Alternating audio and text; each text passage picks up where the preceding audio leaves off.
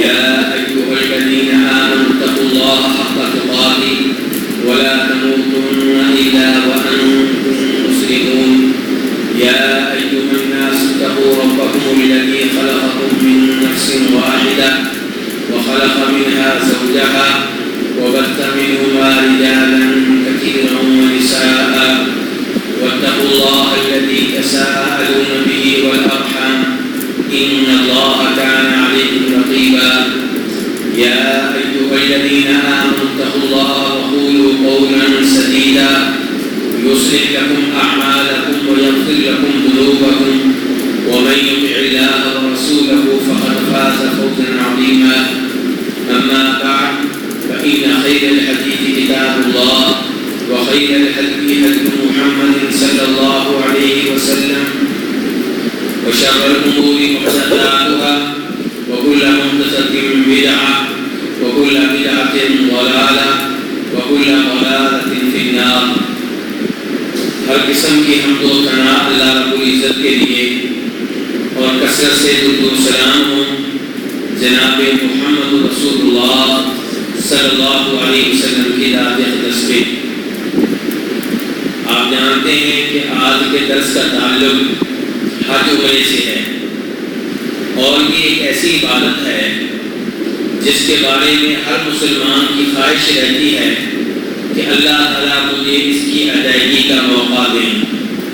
اس لحاظ سے اس عظیم عبادت کے بارے میں معلومات لینا نہایت ضروری ہے اور اللہ سے امید رکھنی چاہیے کہ اللہ تعالیٰ ہمیں اس عظیم عبادت کی ادائیگی کا موقع دیں گے بلکہ بار بار دیں گے. اس لیے اس عبادت کی ادائیگی کا طریقہ سیکھ لینا چاہیے.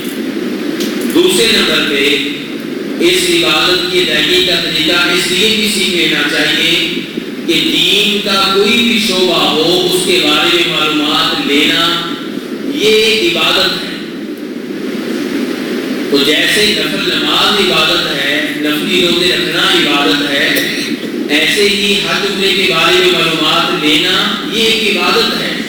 بلکہ علم نفلی عبادات کے مقابلے میں افضل ترین عبادت ہے. اس لیے ہم سب کو چاہیے کہ ہم اس عظیم عبادت کے بارے میں معلومات لیں، توجہ سے لیں اور دھیان سے لیں. ویسے تو اس عظیم عبادت کے بارے میں جس موضوع پہ گفتگو کرنے کی ضرورت ہے اس کی تعداد تقریباً 15-16 کے قریب ہے، لیکن چونکہ وقت کم ہے اس لیے کچھ موضوعات میں چھوڑ بھی دوں گا اور کچھ موضوعات ایسے ہوں گے جن پہ گفتگو میں نہایت اختصار سے کروں گا. حج بنیادی طور پہ اسلام کے 5 ارکان میں سے ایک رکن ہے اور یہ فرض ہے. اللہ تعالیٰ فرماتے ہیں وَلِلَّهِ عَلَى النَّاسِ حِجُّ الْبَيْتِ مَنِ اسْتَطَاعَ إِلَيْهِ سَبِيلًا کہ جس کو اللہ حج کرنے کی طاقت دے اس پہ واجب ہے کہ وہ حج کرے. اور یہی کچھ نبی علیہ السلام نے فرمایا ہے ایھا الناس ان اللہ فرض علیکم الحج فحجوا، اے لوگوں اللہ نے تمہارے اوپر حج کو فرض قرار دیا اس لیے حج کرو. بلکہ حج کی طرح عمرہ بھی صحیح بات یہ ہے کہ واجب ہے. عام طور پہ لوگوں میں یہ بات مشہور ہے کہ عمرہ کرنا واجب نہیں ہے، لیکن صحیح بات یہ ہے کہ جس کو اللہ نے طاقت دی ہے اس پہ واجب ہے کہ زندگی میں ایک بار عمرہ کرے. اور اس کی واضح ترین دلیل وہ حدیث ہے جسے ہم حدیث جبریل کہتے ہیں. حدیث جبریل کیا ہے تو بھائی جانتے ہیں جی؟ حدیث جبریل کیا ہے؟ وہ مشہور و معروف حدیث جس میں آتا ہے کہ جبریل آپ کے پاس انسانی شکل میں آئے تھے اور کئی سوال کیے تھے. ان سوالوں میں سے ایک سوال یہ تھا کہ اسلام کسے کہتے ہیں؟ تو آپ نے بتایا تھا کہ اسلام نام ہے توحید و رسالت کی گواہی دینے کا، نمبر 2 نماز قائم کرنے کا، نمبر 3 زکوٰۃ ادا کرنے کا، نمبر 4 حج اور عمرہ کرنے کا. اسی لیے امام بخاری کہتے ہیں کہ جناب عبداللہ بن عمر کا یہ موقف تھا کہ ہر انسان کے اوپر واجب ہے کہ وہ عمرہ کرے. یہ صحابی رسول جناب عبداللہ بن عمر کا موقف ہے. بلکہ یہی موقف جناب عبداللہ ابن عباس کا ہے، اور امام بخاری نے اپنی صحیح میں جو باب باندھا ہے اس سے بھی یہی پتہ چلتا ہے کہ عمرہ کرنا واجب ہے۔ اس کے بعد حج اور عمرے کی شرائط کیا ہے؟ یعنی کہ واجب تو ہو ہم نے کہہ دیا، لیکن کس پہ واجب ہے؟ کیا ہر مسلمان پہ واجب ہے؟ کیا ہر انسان پہ واجب ہے؟ تو علماء کرام نے اس کی شرائط بیان کی ہیں، میں اختصار کے ساتھ بیان کروں گا کہ حج اس پہ واجب ہے جو مسلمان ہے، جو کفر و شرک کا ارتکاب کر رہا ہے اسے تو مکہ میں داخل ہونے کی اجازت نہیں ہے۔ اس لیے پہلی شرط کیا ہے؟ اسلام۔ دوسری شرط یہ ہے بالغ ہونا۔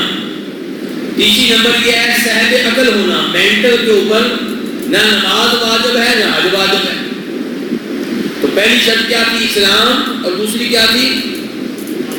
بالغ ہونا، اور تیسری صاحب عقل ہونا، اور چوتھے نمبر پہ یہ ہے کہ آزاد ہونا، غلام نہ ہو۔ اب تو کوئی غلام نہیں ہے لیکن پہلے ہوا کرتے تھے۔ اور پانچویں نمبر پہ صاحب استطاعت ہونا، جس کے پاس استطاعت نہیں ہے اس کے اوپر حج یا عمرہ واجب نہیں ہے۔ حج اور عمرہ اس کے اوپر واجب ہے جس کا سال کا خرچہ آسانی سے پورا ہوتا ہے، کھانا کھانے کا خرچہ، لباس کا خرچہ، رہائش کا خرچہ، اور ان ضروری خرچوں کے بعد بھی حج کے لیے پیسے اس کے پاس موجود ہیں۔ تو اس کا مطلب یہ ہے کہ صاحب استطاعت ہے اور یہ حج کرے۔ اور ایک اور شرط ہے جو مردوں کے لیے نہیں ہے، صرف عورتوں کے لیے ہے، وہ کیا ہے؟ محرم کا ہونا۔ اگر کوئی عورت صاحب عقل ہے، بالغ ہے، مالدار ہے، ارب پتی ہے، لیکن کوئی محرم ساتھ جانے کے لیے تیار نہیں ہے، خامد ساتھ جانے کے لیے تیار نہیں ہے، تو اس کے اوپر حج واجب نہیں ہے، بلکہ اس کو جانے کی اجازت ہی نہیں ہے۔ اور کچھ لوگ فتویٰ دے دیتے ہیں کہ اگر عورتیں ساتھ ہوں تو جا سکتی ہے۔ نہیں، صحیح بات یہ ہے کہ محرم کے بغیر یا خامد کے بغیر کسی بھی شکل میں جانے کی اجازت نہیں ہے، اور اس بارے میں اسلام نے کافی سختی کی ہے، بلکہ بات سے بات نکلتی ہے تو صحیح بات یہ ہے کہ عورت کو کوئی بھی سفر محرم کے بغیر کرنے کی اجازت نہیں ہے۔ ہماری بیٹیاں، ہماری بہنیں، ہماری مائیں محرم کے بغیر لاہور سے کراچی جا رہی ہیں، پنڈی سے لاہور جا رہی ہیں، میڈیکل کی تعلیم کے لیے ہماری جوان بچی کوئی لاہور جا رہی ہے، کوئی کراچی جا رہی ہے، کوئی لندن جا رہی ہے، کوئی ماسکو جا رہی ہے۔ یہ سارے سفر شریعت کے خلاف ہیں۔ عورت کو کوئی بھی سفر خامد یا محرم کے بغیر کرنے کی اجازت نہیں ہے۔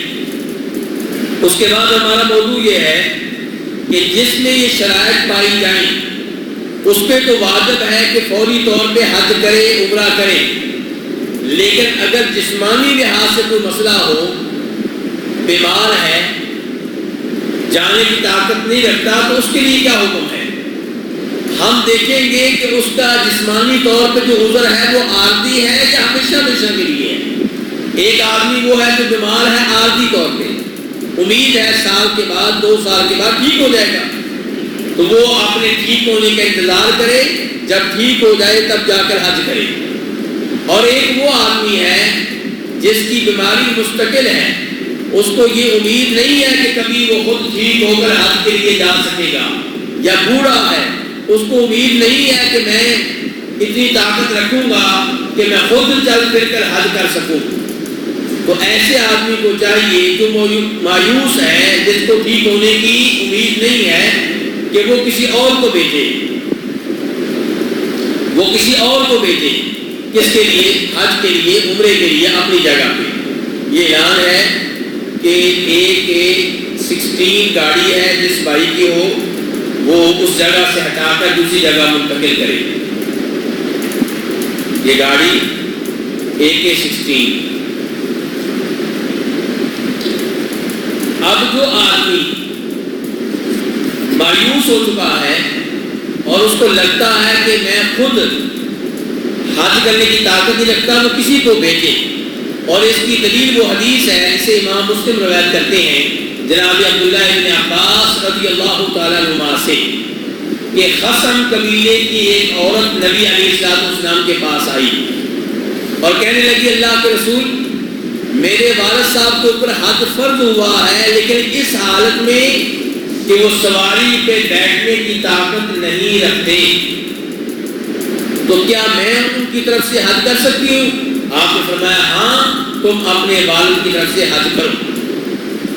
اس سے پتا چلا اگر کوئی بیمار ہے اور اس نے اپنا فرض حج نہیں کیا وہ کسی اور کو حج کے لیے بھیجے، اور جس کو ٹھیک ہونے کی امید ہے وہ ٹھیک ہونے کا انتظار کرے۔ لیکن اگر کوئی آدمی اسی حج میں فوت ہو جاتا ہے، ٹھیک نہیں ہوتا، ٹھیک ہونے کی امید تھی، ٹھیک نہیں ہو سکا، اب کیا ہوگا؟ اب اس کے مرنے کے بعد اس کی وراثت میں سے اتنا مال الگ کر دیا جائے جس مال سے اس کی طرف سے کسی کو حج کے لیے بھیجا جائے۔ امام نسائی رحمہ اللہ روایت کرتے ہیں جناب عبداللہ ابن عباس سے کہ سنان جوہنی رضی اللہ تعالیٰ عنہ کو ان کی پھوپھو نے کہا کہ نبی علیہ السلام سے جا کر سوال کرو کہ میری والدہ فوت ہو گئی ہے، انہوں نے حج نہیں کیا تھا، اگر میں ان کی طرف سے حج کروں تو کیا ان کی طرف سے کفایت کر جائے گا؟ تو نبی علیہ السلام نے فرمایا ہاں بالکل، یہ حج اللہ کا قرض ہے، جیسے کسی نے مال دینا ہو اور وارث مال ادا کر دیں تو کام ٹھیک ہو جائے گا، ایسے ہی حج اللہ کا قرض ہے، اگر کوئی اور ادا کر دے تو یہ ادا ہو جائے گا۔ تو خلاصہ کلام یہ ہے کہ حج میں نیابت چلتی ہے، لیکن حج میں آپ کی نیابت وہ کرے جس نے خود پہلے اپنا حج کر رکھا ہے۔ پاکستان انڈیا میں عام طور پہ اس بات کو واضح نہیں کیا جاتا، بہت سے لوگ حج عمرے کے لیے پہنچ جاتے ہیں، کسی اور کا کر رہے ہوتے ہیں اور ابھی تک اپنا نہیں کیا ہوتا، جبکہ شریعت نے اس مسئلے میں سختی کی ہے۔ امام مالک موطا میں اور امام ابو داؤد اپنی سنن میں روایت کرتے ہیں کہ نبی علیہ السلام نے ایک آدمی کی آواز سنی، وہ تلبیہ پڑھ رہا ہے، کیا کہہ رہا ہے؟ لبیک ان شبرما، کہ میں شبرما کی طرف سے حج کرنے کے لیے حاضر ہوں۔ آپ نے پوچھا بھائی شبرما کون ہے؟ کہنے لگے کہ یہ میرا بھائی ہے، یا انہوں نے کہا میرا رشتہ دار ہے۔ تو نبی علیہ السلام نے کہا کہ تم نے اپنا حج کیا ہے؟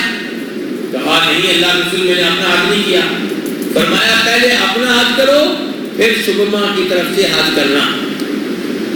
تو اس سے کیا پتا چلا؟ کسی کی نیابت کرنے کے لیے شرط ہے کہ پہلے آپ نے اپنا حج کیا ہوا ہو۔ یہ تھا نیابت کے تعلق سے ہمارا موضوع۔ اس کے بعد حج عمرے کی فضیلت کیا ہے یہ آپ سب جانتے ہیں، میں ایک حدیث بیان کر دوں گا کہ نبی علیہ السلام ارشاد فرماتے ہیں کہ جو بیت اللہ کا حج کرے اس حالت میں کرے کہ حج کے دوران بیگم سے تعلقات قائم کرنے سے دور رہے اور فسق و فجور سے، گناہوں سے دور رہے۔ فرمایا حج کے بعد وہ ایسے ہو جائے گا جیسے اس دن گناہوں سے پاک تھا جس دن اس کی ماں نے اس کو جنم دیا تھا۔ اور جب عمر بن عاص، کس صحابی کے نام لیا میں نے؟ عمر بن عاص مسلمان ہونے کے لیے آئے، آپ کی بیعت کرنے لگے تھے، تو آپ نے اس موقع پہ یہ مسئلہ بتایا تھا کہ حج کرنے سے پہلے سارے گناہ ختم ہو جاتے ہیں۔ جیسے مسلمان ہونے سے پہلے سارے گناہ ختم ہو جاتے ہیں، ایسے ہی حج کر لینے سے پہلے سارے گناہ ختم ہو جاتے ہیں۔ تو یہ حج کے فضائل میں سے ہے، اور نبی علیہ السلام نے بار بار حج عمرہ کرنے کی ترغیب دی ہے۔ آج کل لبرل لوگ حج عمرے کی باری آتی ہے، قربانی کی باری آتی ہے تو ہمیں کیا سمجھاتے ہیں؟ اور شرم کرو، حج کے لیے بار بار جا رہے ہو، تمہارے محلے میں کئی لڑکیاں بیٹھی جن کی شادی نہیں ہو رہی، ان کی مدد کرو، قربانی کے اوپر پیسے ضائع کر رہے ہو، کسی غریب کا مکان بنوا دو، کسی غریب کو کاروبار کروا دو۔ ان لبرل لوگوں کو، ان بے دین لوگوں کو یہ باتیں تب یاد آتی ہیں جب حج کرنا ہو، عمرہ کرنا ہو، قربانی کرنی ہو، لیکن جب وہ خود شادی پہ یا کسی اور تقریب پہ لاکھوں کروڑوں روپیہ خرچ کرتے ہیں تب ان کو یہ بچیاں یاد نہیں آتی جن کی شادی نہیں ہو رہی ہوتی۔ ان کو تکلیف تب ہوتی ہے جب یہ مال اللہ کی راہ میں لگایا جائے۔ تو ایسے لوگوں کی باتوں میں نہیں آنا. نبی علیہ السلام فرماتے ہیں تابعوا بین الحج والعمرہ فإنہما ينفیان الفقر والذنوب. حج عمرہ بار بار کرتے رہو، حج کے بعد پھر حج، عمرے کے بعد پھر عمرہ، حج کے بعد عمرہ، عمرے کے بعد حج، یہ کام یکے بعد دیگرے کرتے رہو. فرمایا اس سے تمہیں 2 فائدے ملیں گے. کتنے فائدے دی؟ 2. نمبر 1 گناہ ختم ہوں گے، نمبر 2 غربت ختم ہوگی. یعنی کہ حج کرنے سے مال ختم نہیں ہوگا، مال بڑھے گا. عمرہ کرنے سے مال ختم نہیں ہوگا، مال بڑھے گا. تو اس لیے میرے بھائیوں یہ بڑی عظیم عبادت ہے، اس کو بار بار کرتے رہنا چاہیے. حج عمرے کے فضائل بہت زیادہ ہیں، لیکن ٹائم کی کمی کی وجہ سے میں آگے بڑھتا ہوں. اب آپ حج عمرے کے لیے جانا چاہ رہے ہیں، کون سے آداب ہیں جن کا آپ نے خیال رکھنا ہے؟ پہلے نمبر پہ اخلاص. آپ حج عمرے پہ کیوں جا رہے ہیں؟ اللہ کو راضی کرنے کے لیے. حج عمرے پہ کیوں جا رہے ہیں؟ اپنے گناہ بخشوانے کے لیے. حج عمرے پہ کیوں جا رہے ہیں؟ اللہ سے جنت لینے کے لیے.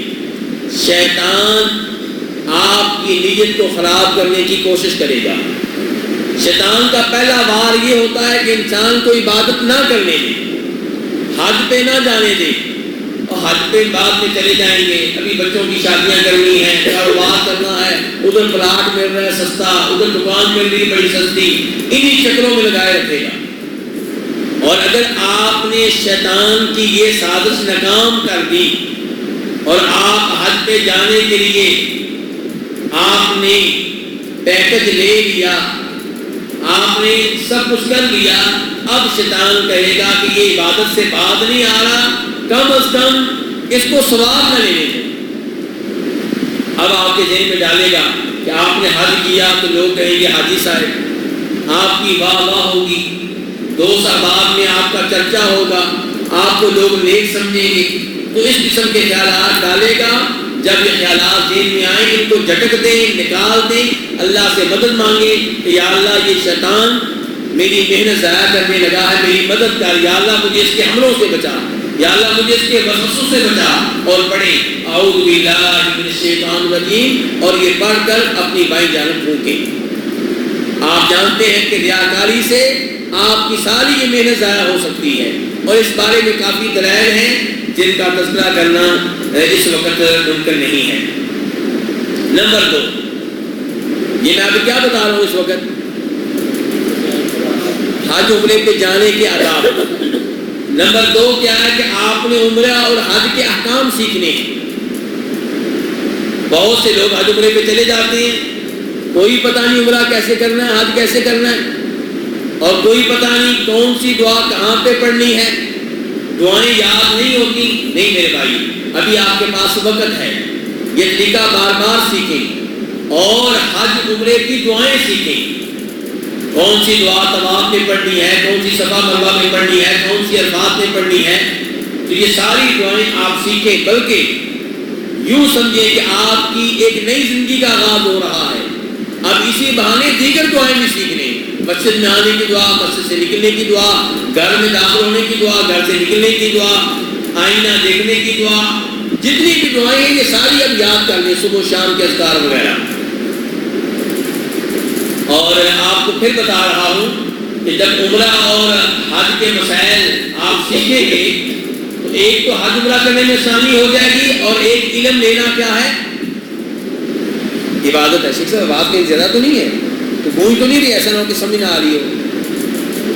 کیوں جی؟ حج عمرہ کے احکام سیکھیں گے، ایک اس عبادت کے کرنے میں آسانی ہو جائے گی. دوسرے نمبر پہ جب یہ احکام سیکھیں گے تو یہ آپ عبادت کر رہے ہیں. اس وقت آپ کا یہ بیٹھنا کیا ہے میرے بھائیوں؟ عبادت ہے. آپ کا اس وقت بیٹھنا یہ عبادت ہے. اللہ یہ عبادت قبول فرمائے. تیسرے نمبر پہ چونکہ آپ سفر پہ جا رہے ہیں، سفر کے احکام سیکھیں کہ کب نماز قصر کرنے کی اجازت ہے، کب نماز پوری پڑھنا ضروری ہے، تیمم کی اجازت کب ملتی ہے. یہ سفر کے احکام جو ہے وہ بھی سیکھیں. چوتھے نمبر پہ تمام گناہوں سے توبہ کریں. یہ جو حدیث میں آتا ہے نا کہ حج کرنے سے آپ گناہوں سے پاک صاف ہو جاتے ہیں، علماء کرام نے یہاں پہ لکھا ہے، تنبیہ کی ہے، وارننگ دی ہے کہ کبیرہ گناہ تب معاف ہوں گے جب آپ سچی توبہ کر دیں گے۔ ایک آدمی حج پہ گیا اور نیت لے کر گیا ہے کہ واپس آ کر میں نے سودی ملازمت دوبارہ جاری رکھنی ہے، واپس آ کر میں نے شراب کا کاروبار ویسے ہی جاری رکھنا ہے، واپس آ کر میں نے انشورنس کا کاروبار ویسے ہی کرنا ہے جیسے پہلے کر رہا ہوں، اور توقع یہ رکھے کہ حج کرنے سے سارے گناہ معاف ہو جائیں گے۔ نہیں، ایسے نہیں۔ آپ نے پہلے زنا کیا، آپ سود لیتے رہے، چوریاں کرتے رہے، ڈاکے ڈالتے رہے، یہ سارے گناہ آپ کرتے رہے، اب توبہ کریں پھر حج کریں تو حج کرنے سے سارے گناہ معاف ہو جائیں۔ لیکن آپ کا عزم یہ ہو کہ حج کے بعد میں نے وہ حرکتیں ویسے ہی کرنی ہیں جیسے پہلے کرتا رہا ہوں، اور پھر آپ سمجھیں کہ حج کرنے سے سارے گناہ معاف ہو جائیں گے، تو کبیرہ گناہ اس طرح معاف نہیں ہوتے۔ اور اگر وہ گناہ جو آپ نے کیا ہے اس کا تعلق کسی بندے سے ہے، کسی کے پلاٹ پہ قبضہ کیا ہے، کسی کا مال چوری کیا تھا، کسی کو تھپڑ مارا تھا، کسی مجمع میں، بازار میں، مسجد میں بےعزتی کی تھی، تو پھر اس سے بھی معافی مانگنا ضروری ہے، تب آپ کی توبہ ہوگی، تب آپ حج کی وجہ سے گناہوں سے پاک صاف ہوں گے۔ اس کے بعد 5ویں نمبر پہ حج عمرے کے آداب میں سے یہ ہے حلال مال لے کر جائیں۔ حرام مال آپ جانتے ہیں اس سے آپ کی عبادت خطرے میں پڑ جائے گی، بلکہ آپ جانتے ہیں کہ حرام مال کی وجہ سے انسان کی دعائیں قبول نہیں ہوتی۔ تو حلال مال لے کر جائیں، حلال مال سے حج کریں، حلال مال سے عمرہ کریں، حلال مال وہاں پہ اپنے اوپر خرچ کریں۔ نمبر 6، حج عمرے پہ جانے کے آداب میں سے چھٹا ادب یہ ہے کہ اگر کوئی ایسا معاملہ ہے جس میں آپ وصیت کرنا چاہتے ہیں تو وصیت لکھ کر جائیں۔ میں نے فلاں آدمی کا اتنا قرضہ دینا ہے، میرے پاس فلاں آدمی کی امانت پڑی ہے، فلاں آدمی سے میں نے قرضہ لینا ہے، میں فوت ہو جاؤں تو میرے مال میں سے اتنا مال فلاں مسجد کو دے دیا جائے، میری فلاں بیٹی کا نکاح فلاں جگہ پہ کرنا ہے۔ جو بھی آپ وصیت کرنا چاہتے ہیں وصیت لکھ کر جائیں۔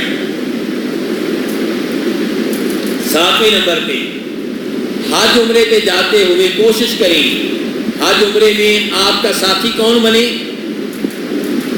ہاں جی، ایک چوائس یہ ہے کہ وہ آدمی بنے جو آپ کے اوپر خرچ کرتا رہے، دوسری چوائس یہ ہے کہ وہ آدمی جو راستے میں آپ کو ہنساتا رہے، آپ کا دل لگائے رکھے، آپ کو بور نہ ہونے دے، اور تیسری چوائس یہ ہے کہ وہ آدمی جس کے پاس دین کا علم ہو۔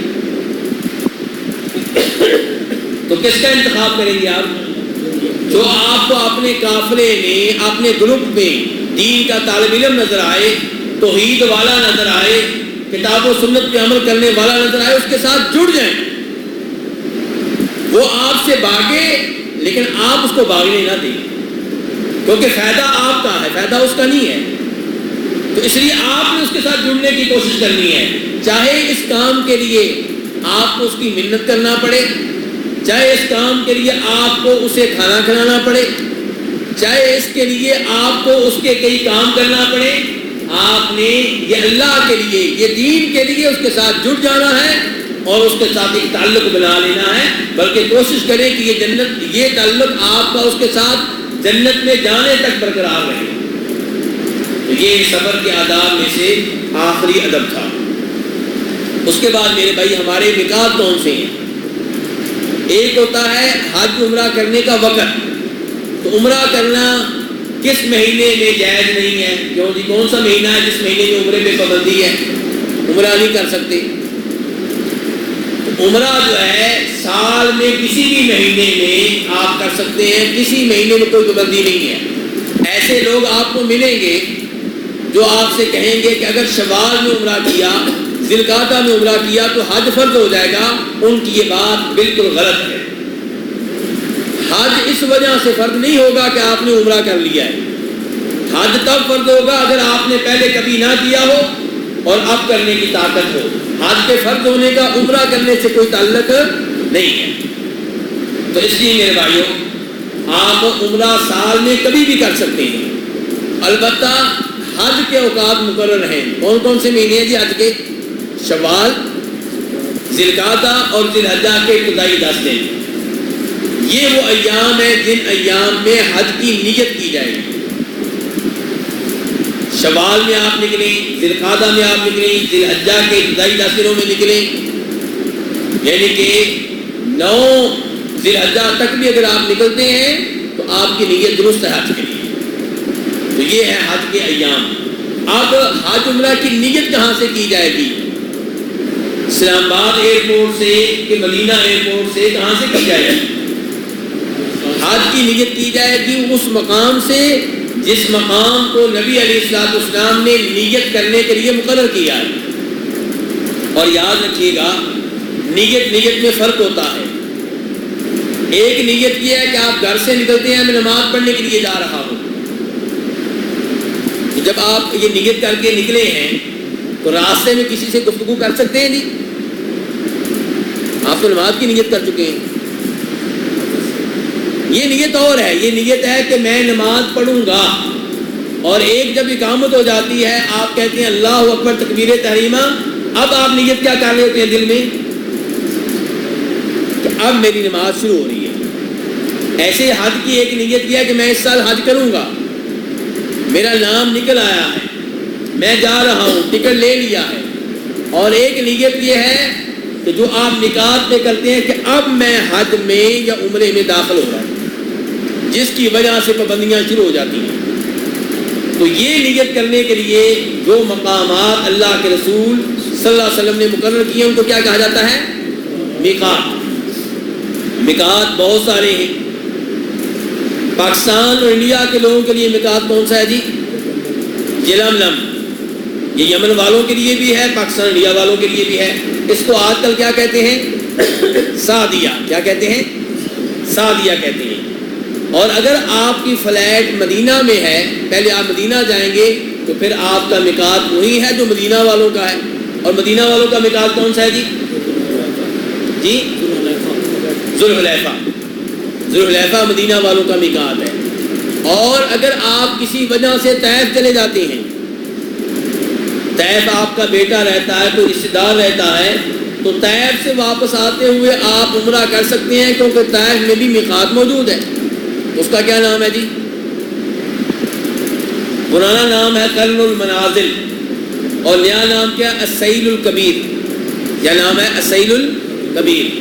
تو یہ وہ میقات میں نے آپ کو بتا دیے جن سے آپ کا واسطہ پڑ سکتا ہے۔ باقی 2 میقات ایسے ہیں جن سے آپ کا واسطہ نہیں پڑے گا، تو میں وقت کی کمی کی وجہ سے ان کا تذکرہ نہیں کروں گا۔ اس کے بعد میقات پہ پہنچ کے آپ کیا کریں گے؟ نمبر 1، میقات پہ پہنچ کر یا میقات سے پہلے اپنے گھر میں آپ اپنے زیر ناف بال صاف کریں گے، بغلوں کے نیچے جو بال ہیں انہیں صاف کریں گے، آپ اپنی مونچھوں کے بال ہلکے کریں گے، آپ اپنے ناخن کاٹیں گے۔ ان کو شریعت نے امور فطرت کہا ہے، ان کا اہتمام ہر مسلمان کو کرنا چاہیے۔ اور ان کی آخری لمٹ کتنے دن ہوتی ہے جی؟ 40 دن۔ 40 دنوں سے زیادہ مدت جو ہے وہ اختیار کرنے کی اجازت نہیں ہے۔ 40 دنوں سے پہلے یہ بال اور یہ چیزیں صاف کر لینی چاہیے۔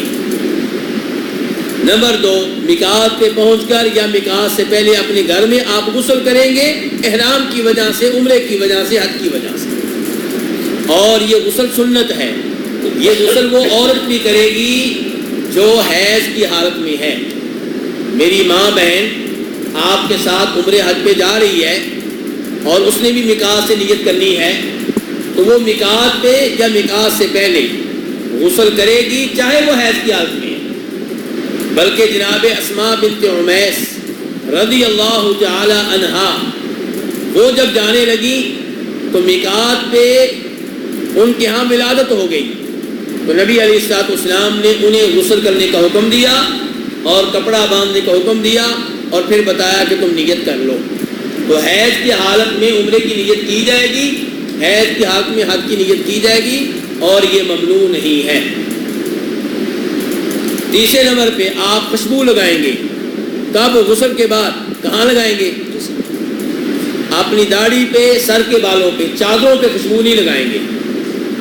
اور یہ نبی علیہ السلام کی سنت ہے، بخاری شریف کی حدیث ہے، جناب عائشہ نے باقاعدہ یہ سنت بیان کی ہے۔ نمبر 4، خوشبو لگانے کے بعد اب مرد حضرات 2 چادریں پہن لیں، ایک قمیض کے طور پہ چادر اور ایک شلوار کے طور پہ چادر، ایک اوپر والی ایک نیچے والی، اور ساتھ جوتے پہن لیں۔ جوتے کیسے ہوں گے جی؟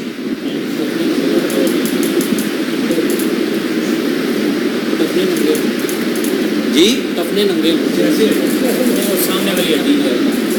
عام طور پہ پاکستان انڈیا میں وہ فتویٰ چلتا ہے جو بھائی بتا رہے ہیں، بھائیوں نے جو بتایا ہے اس میں ان کا کوئی قصور نہیں ہے، جو پاکستان انڈیا میں بتایا جاتا ہے یہ وہ بتا رہے ہیں۔ کیا کہ ایسا جوتا پہنیں گے جس جوتے میں آپ کی اوپر والی ہڈی ننگی رہے۔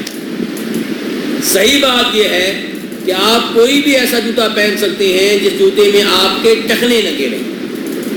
کیا ننگے رہیں؟ ٹخنے ننگے رہیں۔ مجھے افسوس سے کہنا پڑتا ہے کہ ہمارے اس غلط فتوے کی وجہ سے حاجی بڑے پریشان ہوتے ہیں۔ بوڑھے حاجی، ان کو ہم چپل پہنا دیتے ہیں اور وہ چپل جب وضو کر کے نکلتے ہیں تو دڑام سے نیچے گرتے ہیں، کسی کا بازو ٹوٹ رہا ہے، کسی کی ہڈی ٹوٹ رہی ہے۔ یہ سب کچھ اس فتوے کی وجہ سے ہے، اور صحیح بات یہ ہے کہ آپ کوئی بھی ایسا جوتا پہن سکتے ہیں جس میں آپ کے ٹخنے ننگے رہیں۔ اب عورتوں کا لباس کیا ہوگا؟ احرام کا لباس کیوں جی؟ کون سا لباس ہوگا؟ ان کا عام لباس شوخ لباس نہ ہو، اور ایسا لباس نہ ہو جس میں مردوں کی مشابہت ہو۔ یہ عورتیں آج کل جو بازار سے احرام خریدنا شروع ہو گئی ہیں سفید رنگ کا، میرے ناقص علم کے مطابق یہ مناسب نہیں ہے، کیونکہ اس میں کن کی مشابہت ہے؟ مردوں کی مشابہت ہے۔ تو عورتوں کو سادہ لباس جو ان کا ہو اسی میں احرام پہننا چاہیے، البتہ باوقار ہو، با پردہ ہو۔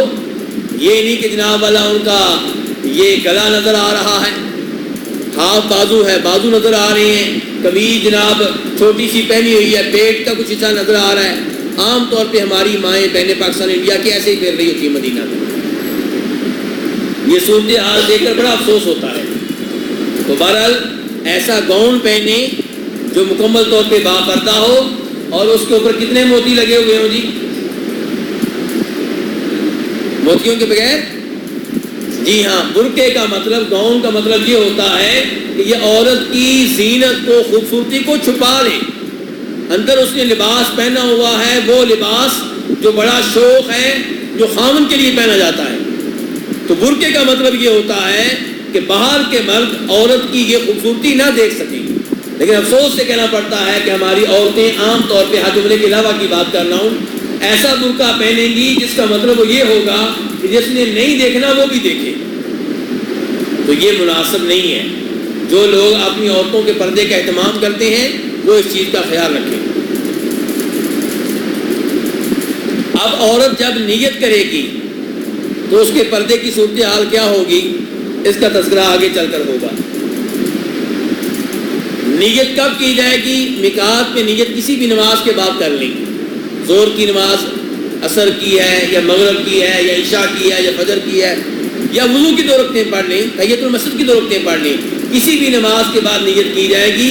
احرام کے نام پہ جو 2 رکعتیں پڑھی جاتی ہیں یہ ثابت نہیں ہے۔ نبی علیہ الصلوۃ والسلام نے مدینہ والے میقات پہ نماز پڑھی تھی، اس کا تعلق احرام سے نہیں تھا، اس میقات والی جگہ سے تھا، کیونکہ بخاری شریف کی حدیث ہے، نبی علیہ السلام فرماتے ہیں کہ میرے پاس جبریل آئے اور انہوں نے کہا تھا کہ آپ اس بابرکت وادی میں نماز پڑھیں۔ کیا کہا؟ اس یہ نہیں کہا احرام کی وجہ سے، اس بابرکت وادی میں۔ تو وہ جو میقات الحلیفہ ہے وادی عقیق میں ہے، اور وادی عقیق بابرکت وادی ہے، وہاں پہ آپ کو نماز پڑھنے کا حکم ملا ہے۔ اس کا تعلق اس وادی سے ہے، اس کا تعلق احرام سے نہیں ہے۔ اس کے بعد آپ نیت کریں گے۔ ہاں جی، حج کی نیت کے الفاظ کیا ہیں جی؟ کون سا بھائی بتائے گا حج کی نیت کے الفاظ؟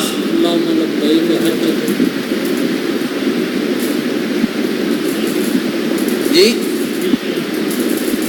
جی، تلبیہ کہنا بھائی کہہ رہے ہیں۔ میرے بھائی گزارش یہ ہے کہ حج عمرے کے بارے میں کئی علماء کرام نے یہ لکھا ہے کہ کوئی بھی عبادت ہو اس کی نیت دل میں ہوگی سوائے حج عمرے کے.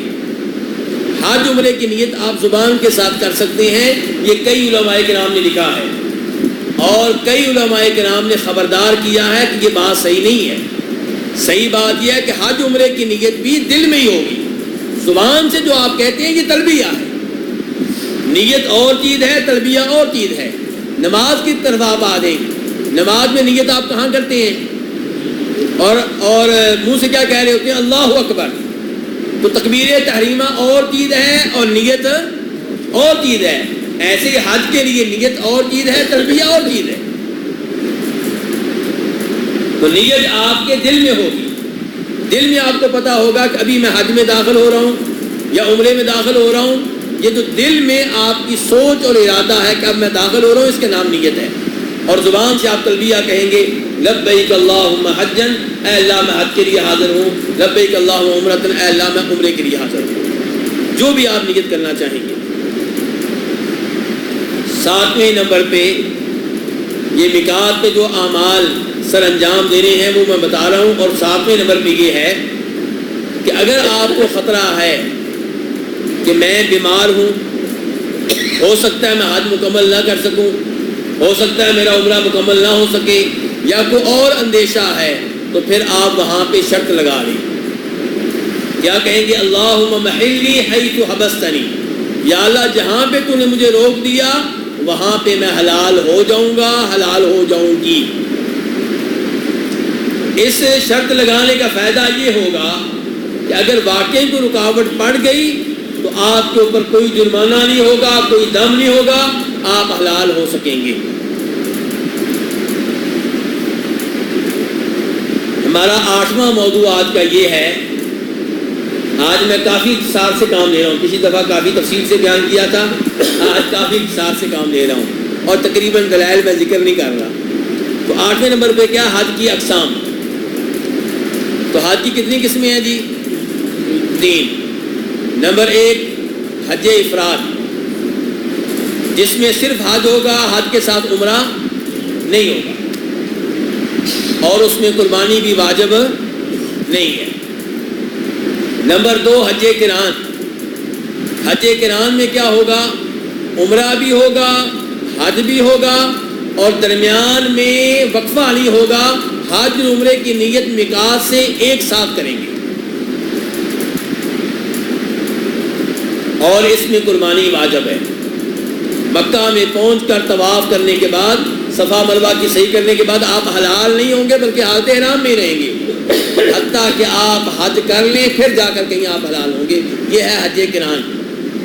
حج قران کی ایک شکل اور بھی ہے کہ آپ نے مثال کے طور پہ میقات سے عمرے کی نیت کی، اور آگے چل کر آپ نے عمرے سے فارغ ہونے سے پہلے ہی حج کی نیت بھی کر لی، یعنی کہ عمرے کے اوپر حج کو داخل کر دیا. یہ بھی حج قران بن جائے گا.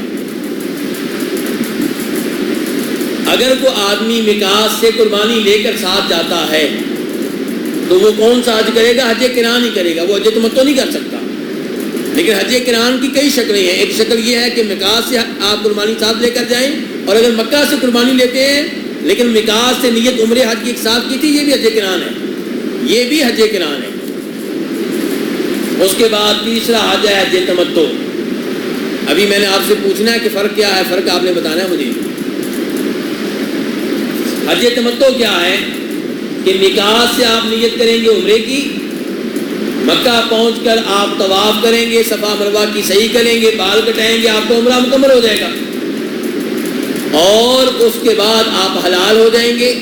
احرام کی ساری پابندیاں ختم ہو جائیں گی، اور پھر 8 تاریخ کو مکہ میں جہاں پہ آپ رہتے ہوں گے وہاں سے آپ حج کی نیت کریں گے، اور اس میں بھی قربانی واجب ہے. یہ کیا ہوا؟ حج. اچھا، اب میرا سوال آپ سے یہ ہے کہ حج تمتع اور حج افراد میں فرق کیا ہے؟ کیوں جی ایسا بتائیں.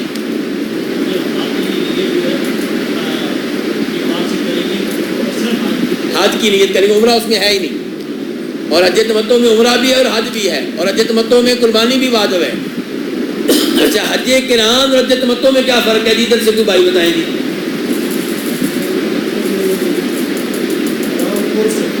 حج تمتع میں آپ عمرہ کر کے احرام کھول دیں گے اور حلال ہو جائیں گے. عمرہ الگ حج الگ ہے, اور حج قران میں عمرہ اور حج الگ نہیں ہے, ایک ساتھ ہیں.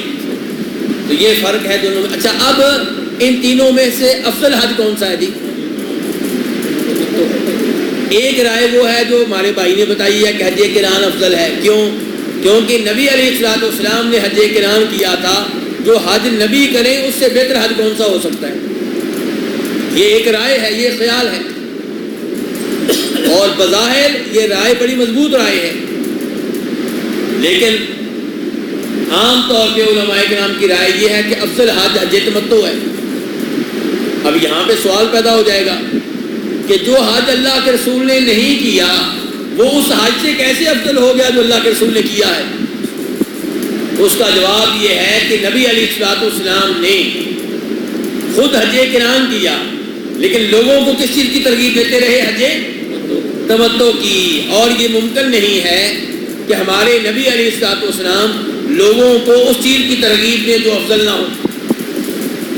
آپ نے لوگوں کو ایک دفعہ نہیں, بار بار حج تمتع کی ترغیب دی ہے, بار بار حج تمتع کی ترغیب دی ہے.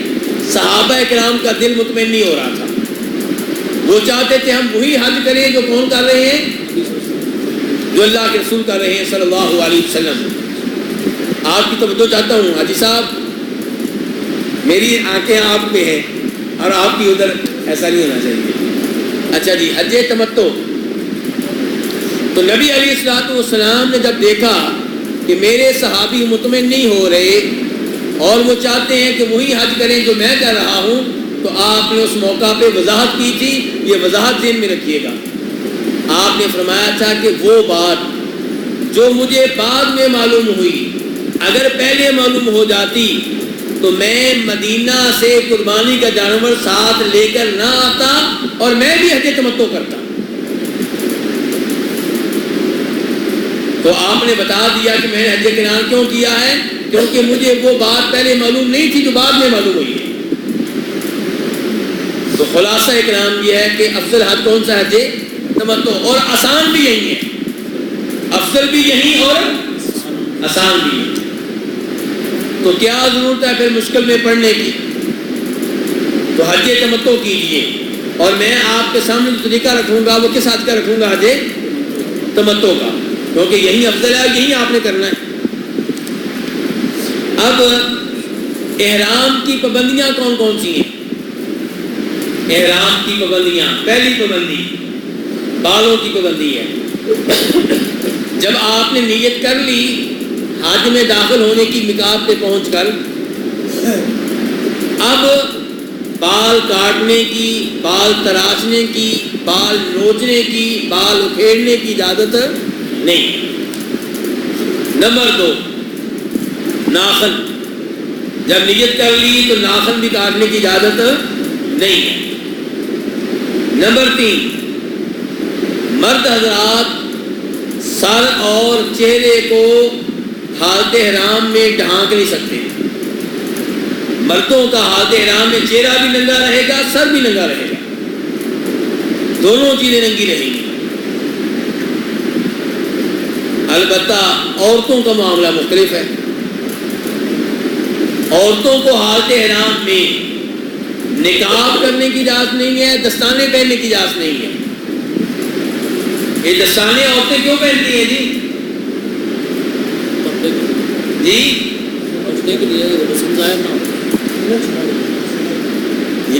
عورتیں اس لیے دستانے پہنتی ہیں تاکہ مکمل طور پہ پردے کے احکام پہ عمل ہو جائے. اور افسوس سے کہنا پڑتا ہے کہ ہماری مائیں بہنیں ہاتھ کیا چھپائیں گی, وہ چہرہ بھی نہیں چھپا رہی, اور چہرہ کیا چھپائیں گی, بال نہیں چھپا رہی. بال کیا چھپائیں گی, وہ سینہ دکھا رہی ہیں, پنڈلیاں دکھا رہی ہیں, تو بازو بھی دکھا رہی ہیں. یہ بڑی افسوسناک صورتحال ہے, اور اس افسوسناک صورتحال کو دور کرنے کے لیے ہر آدمی کو اپنا کردار ادا کرنا چاہیے.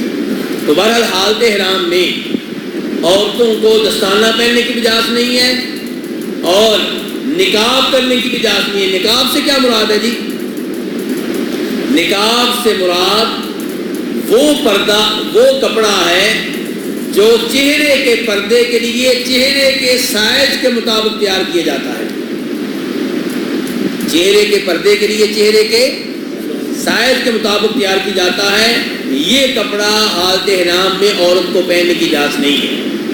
لیکن جب اس کے سامنے غیر مرد آئیں گے تو تب وہ چہرے کا پردہ کرے گی. کس چیز سے کرے گی؟ کسی بھی کھلے کپڑے سے کرے گی. دیکھیں، مرد حضرات کو حالت احرام میں قمیض پہننے کی اجازت ہے، بنیان پہننے کی، تو کیا ننگے رہیں گے؟ کھلی چادر پہنیں گے. یہی صورتحال عورتوں کی ہے. نقاب کرنے کی اجازت نہیں ہے، لیکن جب غیر مرد سامنے آئیں گے تو کھلی چادر سے پردہ کریں گے. امام سعید بن منصور اپنے سنن میں روایت کرتے ہیں، جناب عائشہ رضی اللہ عنہا سے فرمایا کرتی تھی، تستر المرأۃ جلبابها من فوق رأسها على وجهها، کہ عورت حالت احرام میں اپنے سر کے اوپر سے چادر لٹکائے گی اور چہرے کا پردہ کرے گی. کون کہہ رہی ہیں؟ جناب عائشہ. اور امام مالک اپنی موطا میں روایت کرتے ہیں فاطمہ بنت منذر سے، وہ کہتی ہیں کہ ہم حالت احرام میں ہوتی تھی، اسماء بنت ابو بکر رضی اللہ عنہما کے ساتھ ہوتی تھی، اور ہم اپنے چہرے کو جب غیر مرد سامنے آتے تھے ڈھانک لیا کرتے تھے. تو غیر مرد سامنے آئے تو عورتیں حالت احرام میں پردہ کریں گی کہ نہیں کریں گی؟ کریں گی. تو اس سے آپ اندازہ لگا لیں کہ اسلام میں پردے کی کتنی اہمیت ہے. اچھا، اب کئی عورتوں نے تکلف کیا ہوتا ہے، کیا؟ ٹوپی پہنی ہوتی ہے. کس لیے؟ تاکہ یہ کپڑا چہرے کو نہ لگے. یہ تکلف ہے، شریعت نے ایسا کچھ نہیں کہا. کپڑا لگ سکتا ہے، لگنے دیں، کوئی مسئلہ نہیں ہے.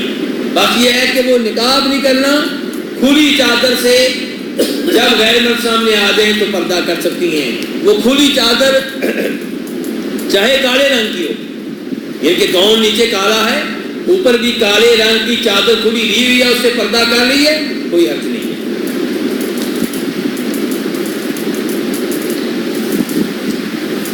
اس کے بعد چوتھی پابندی حالت احرام میں کہ ایسا لباس پہننے کی مردوں کو اجازت نہیں ہے جو لباس جسم کے مطابق تیار کیا گیا ہو یا جسم کے کسی ایک حصے کے مطابق تیار کیا گیا ہو. سلائی ہوئی ہو یا نہ ہوئی ہو، سلائی سے کوئی تعلق نہیں ہے.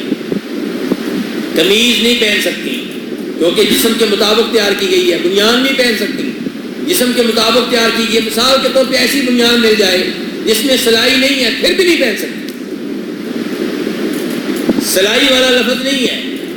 انسانی جسم کے مطابق یا انسانی جسم کے کسی ایک عضو کے مطابق جو چیز تیار ہوئی ہے وہ پہننے کی اجازت نہیں ہے.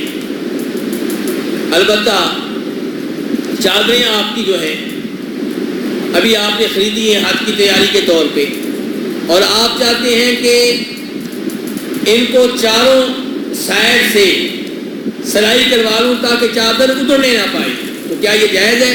بالکل جائز ہے، کوئی مسئلہ نہیں. سلائی منع نہیں ہے. یہ کتابوں میں لفظ سلائی کا لکھا ہوتا ہے، یہ محتاط لفظ نہیں ہے.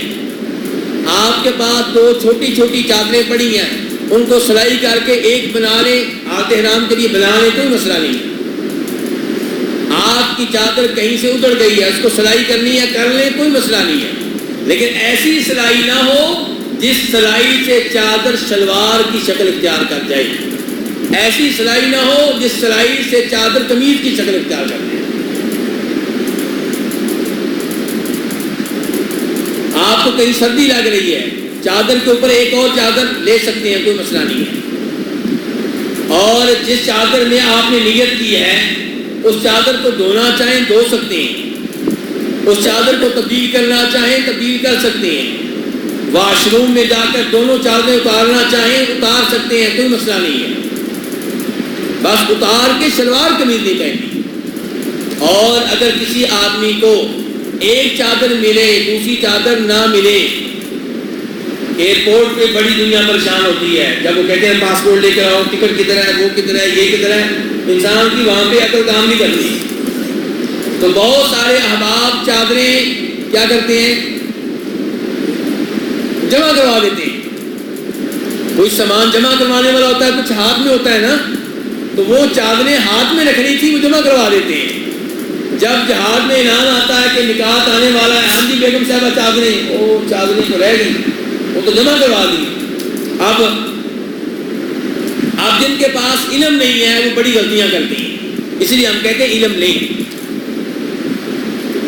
پہلی بات یہ ہے کہ جہاز میں نگاہ دوڑائیں، کسی نہ کسی کے پاس فالتو چادر ہوگی، اس سے عارضی طور پہ لے لیں گے، جدہ ایئرپورٹ پہ آپ کو دے دیں گے. ورنہ تو میرے جیسا بیٹھا ہوگا، اس کے پاس لال رومال ہوگا، وہ لے لیں. شریعت نے نہیں کہا کہ آپ کی چادریں لازمی طور پہ سفید ہو، شریعت نے بالکل نہیں کہا، لیکن شریعت نے عام کہا ہے، حج عمرے سے ہٹ کر بتایا ہے کہ سفید لباس پہننا چاہیے، عام رات میں بھی. تو ہم کہتے ہیں چلو حج عمرے میں بھی اس حدیث پہ عمل کر لیتے ہیں.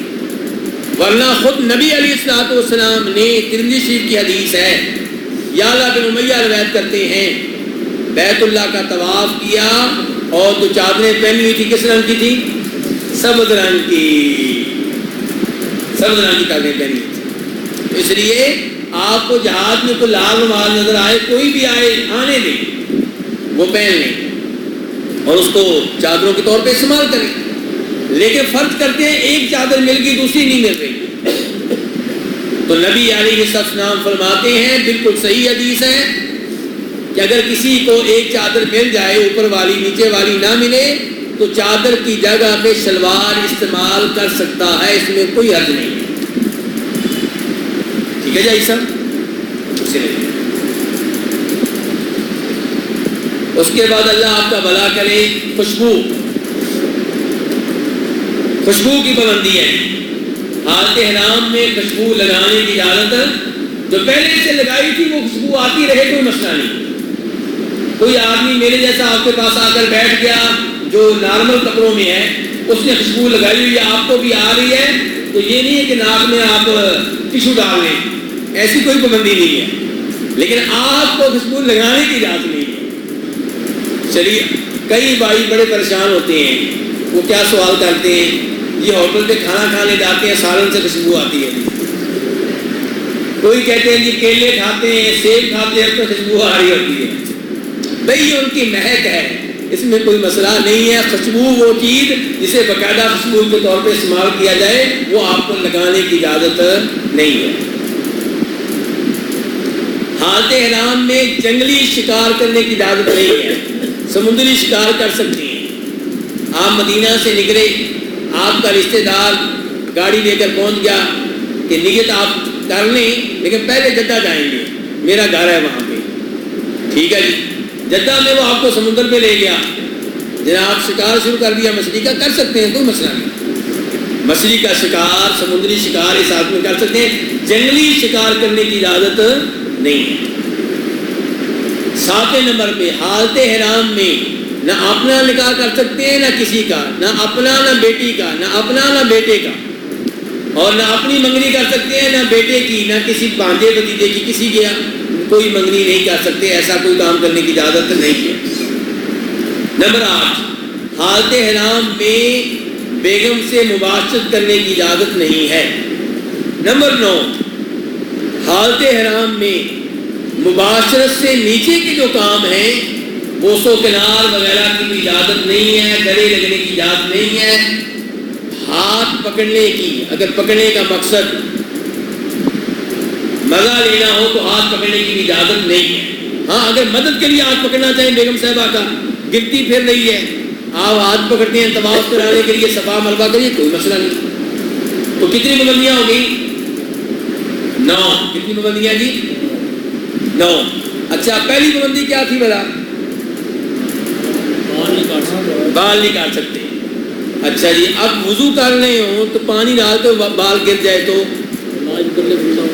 ہاں، پھر کوئی مسئلہ نہیں ہے. خارش ہو رہی ہے، بال گر جائے، کوئی مسئلہ نہیں. غسل کر رہے ہیں، کوئی مسئلہ نہیں. حالت احرام میں وہ غسل کر سکتے ہیں جو واجب نہ ہو، بالکل کر سکتے ہیں. بلکہ یہ چیزیں میں ابھی بیان کرتا ہوں. یہ فدیہ وغیرہ بیان کروں شیخ صاحب کے نہ کروں؟ ٹائم کی طرف بھی دیکھتے رہے نا. چلے اگر آپ حالت احرام میں بھول کر آپ کو یاد ہی نہیں ہے کہ میں حالت احرام میں ہوں، ناخن کاٹ لیا، بال کاٹ لیا، یا یاد ہے کہ آپ حالت احرام میں ہیں لیکن بال کاٹنے کی طرف توجہ ہی نہیں ہے، ایسے ہی کھیل رہے تھے اور بال کاٹ لیا، کوئی ناخن کاٹ لیا، سر ڈھانک لیا، چہرہ ڈھانک لیا، خوشبو لگا لی. اگر یہ چیزیں لا علمی میں ہو جائیں، مسئلے کا پتہ نہیں یا مسئلے کا پتہ ہے اور جب یہ حرکت کی تب پتہ ہی نہیں کہ میں کیا کر رہا ہوں، یا کسی نے پسٹن رکھ دیا سر پہ کہ کام کریں، تو انشاءاللہ آپ پہ کوئی جرمانہ نہیں ہے، کوئی فدیہ نہیں ہے، کوئی دم نہیں ہے. لیکن جو جانتے بھولتے یہ کام کرے تو اس کے اوپر فدیہ ہے.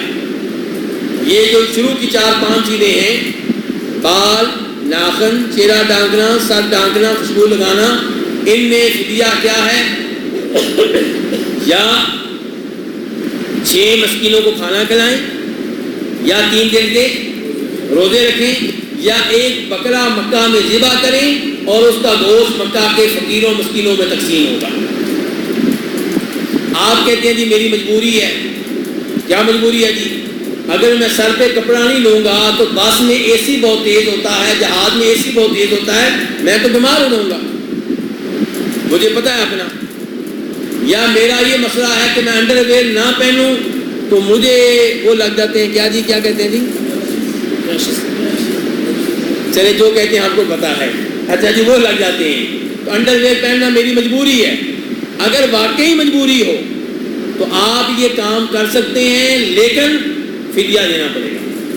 فدیہ پھر بھی تو فائدہ کیا ہوگا؟ فائدہ یہ ہے کہ آپ گنہگار نہیں کیونکہ آپ کی مجبوری ہے.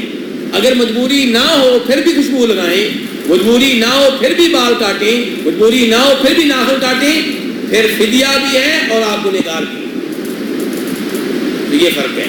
اچھا اس کے بعد رہ گئی باقی 4 پابندیاں. کون کون سی؟ ایک پابندی رہ گئی شکار کی. اس کی آپ نے تو خلاف ورزی کرنی نہیں ہے تو مجھے بیان کرنے کی ضرورت ہی نہیں، ٹائم پہلے ہی کام ہے. کیوں جی اس کی خلاف ورزی تو نہیں کرنی نا آپ نے، اب کوئی بھی نہیں کرتا اس کی.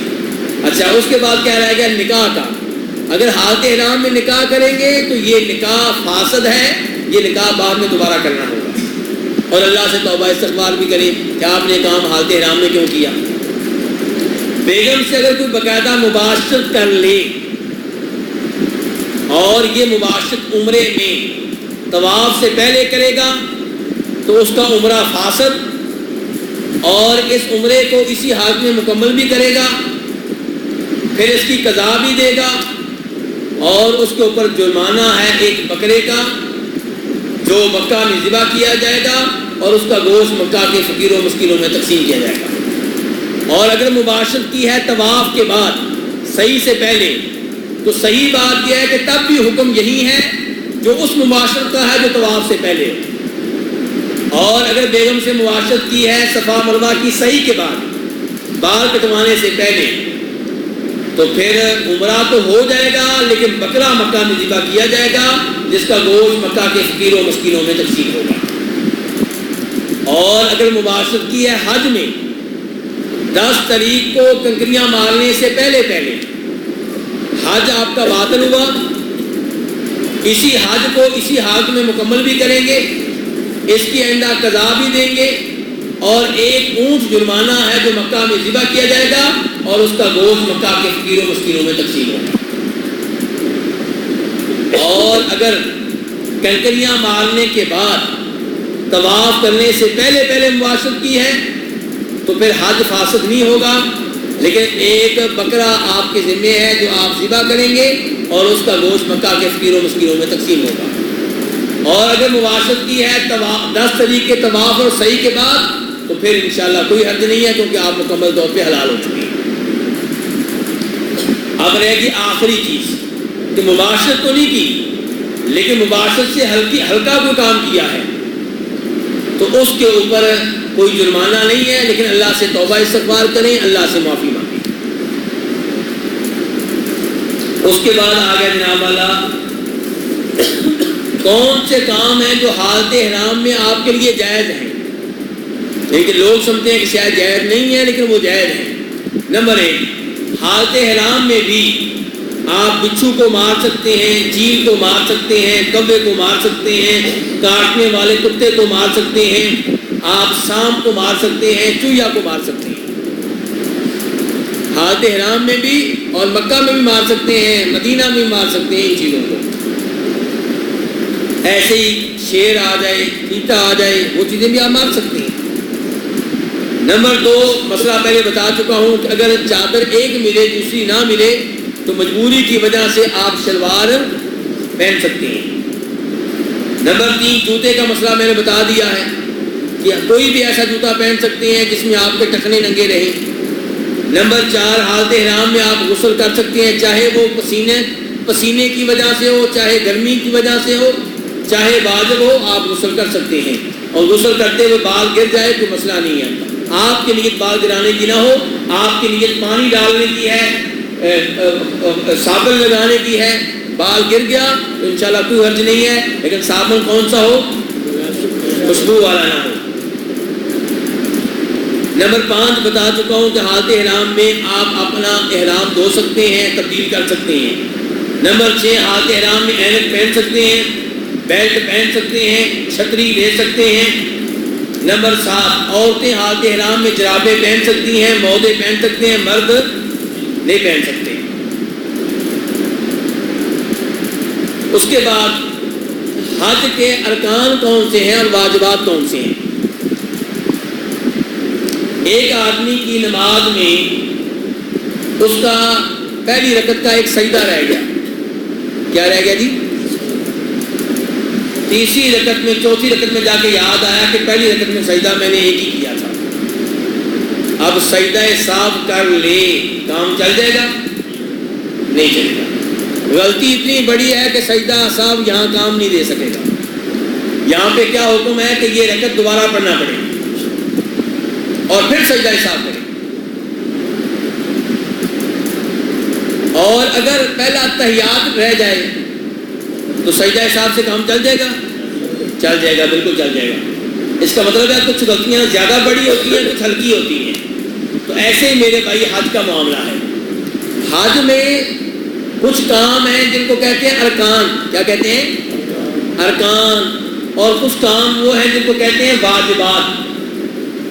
اگر ارکان میں سے کوئی رکن رہ جائے تو وہ رکن جب تک آپ بجا نہیں لائیں گے آپ کا حج ٹھیک نہیں ہوگا، چاہے جتنے بھی بکرے دے دیں، آپ جتنے بھی اونٹ ذبح کر دیں۔ اور اگر واجبات میں سے کوئی واجب رہ جائے تو دم دینے سے، بکرا دینے سے کام چل جائے گا۔ فرق سمجھے جی؟ تو حج کے ارکان کون کون سے ہیں جی؟ نمبر 1، حج کی نیت کرنا۔ کیا کرنا جی؟ جی ہاں جی، حج کی آرتی رجا کو کریں گے جی، لیکن اگر حج کرام کر رہا ہے تو ظاہر ہے وہ پہلے کرے گا۔ تو بہرحال حج کی نیت، ایک آدمی اپنے والد صاحب کے ساتھ ہے، ان کو حج کرانا چاہ رہا ہے، جدہ کا رہنے والا ہے، اس کو پتہ ہے مکہ میں مجھے احرام کے بغیر داخل نہیں ہونے دیں گے، اس نے احرام پہن لیا اور سارے وہ کام کیے جو والد صاحب کر رہے ہیں، کیونکہ ساتھ ساتھ کرا رہے ہیں نا۔ اور آخر میں کہتا ہے یار میرا بھی حج ہو گیا۔ کیوں جی ہو گیا جی؟ کیونکہ اس نے حج کی نیت نہیں کی تھی، کام سارے کیے ہیں لیکن حج کی نیت نہیں کی تھی، اس کا حج نہیں ہوا۔ اس لیے حج کی نیت ضروری ہے، انما الاعمال بالنیات۔ دوسرے نمبر پہ حج کے ارکان میں سے دوسرا رکن کیا ہے؟ میدان عرفات میں 9 تاریخ کو ظہر سے لے کر فجر کی نماز تک کسی وقت ٹھہرنا، چاہے 1 سیکنڈ کے لیے چلے جائے۔ کتنے سیکنڈ کے لیے؟ 1 سیکنڈ کے لیے بھی آپ چلے گئے تو آپ کا وقوف عرفہ ہو گیا۔ چاہے گاڑی میں آپ کو لے گئے، چاہے آپ کو جہاز کے لیے اوپر سے گزار دیا وہاں سے، کسی طریقے سے اگر آپ وہاں پہنچ گئے، چاہے 1 سیکنڈ کے لیے پہنچ گیا، آپ کا رکن ادا ہو گیا۔ نمبر 3، 10 تاریخ کا طواف، اس کو کیا کہتے ہیں؟ طواف زیارت، طواف افاضہ، طواف رکن، طواف صدر، بہت سارے اس کے نام ہیں۔ تو 10 تاریخ کا جو طواف ہے، یہ کتنے رکن ہو گئے جی آج کے؟ 3۔ چوتھے نمبر پہ صفا مروہ کی سعی، یہ 4 ارکان ہیں، اگر یہ ادا نہیں کریں گے تو آپ کا حج نہیں ہوگا۔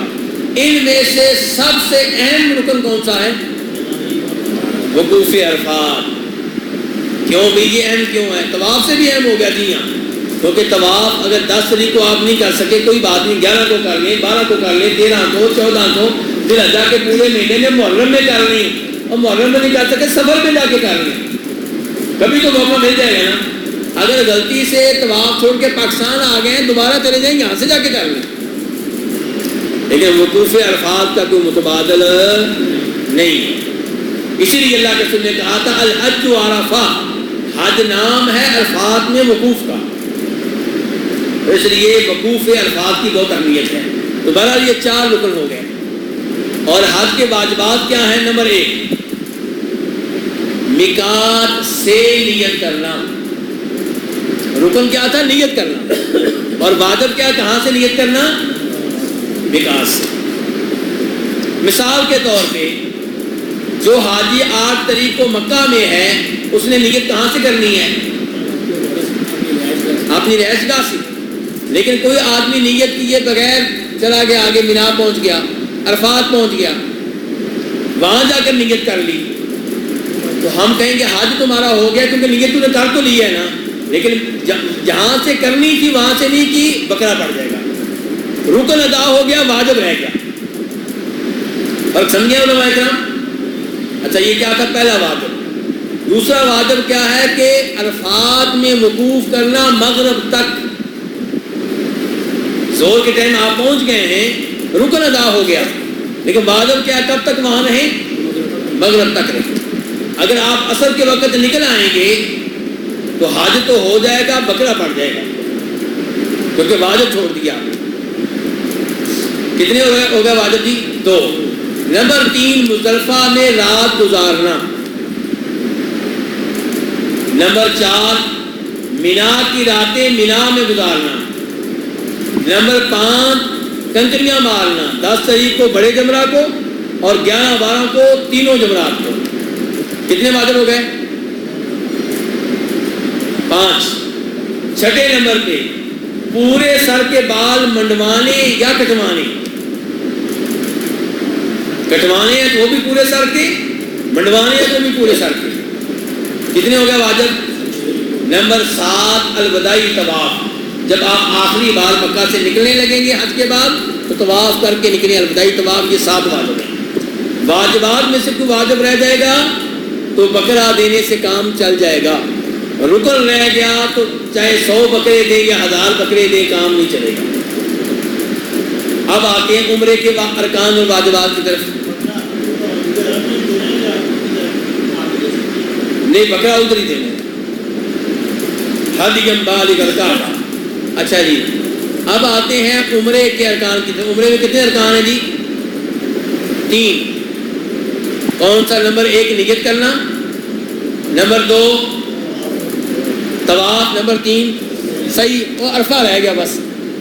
عرفات کو رہنے دے، باقی وہی حج عمرے کے ارکان ایک ہی۔ اس کے بعد واجبات، عمرے کے واجبات۔ عمرے کے واجبات صرف 2 ہیں۔ نمبر 1 نیت کرنی، کہاں سے؟ میقات سے۔ نمبر 2 پورے سر کے بال منڈوانے یا کٹوانے۔ لو جی، اب ہمارا آخری کام رہ گیا، وہ کیا؟ جس کے لیے آج جمع ہوئے ہیں، وہ کیا؟ حج عمرے کا طریقہ کیا ہے؟ اب کیا رہ گیا حج عمرے کا؟ اب تک کیا کرتے رہے ہیں؟ اب تک آپ کو اہم باتیں بتائی ہیں، اب طریقہ باقاعدہ۔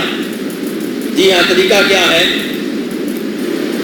میقات پہ پہنچ کے آپ نے نیت کر لی عمرے کی، ایسے ہی ہے نا؟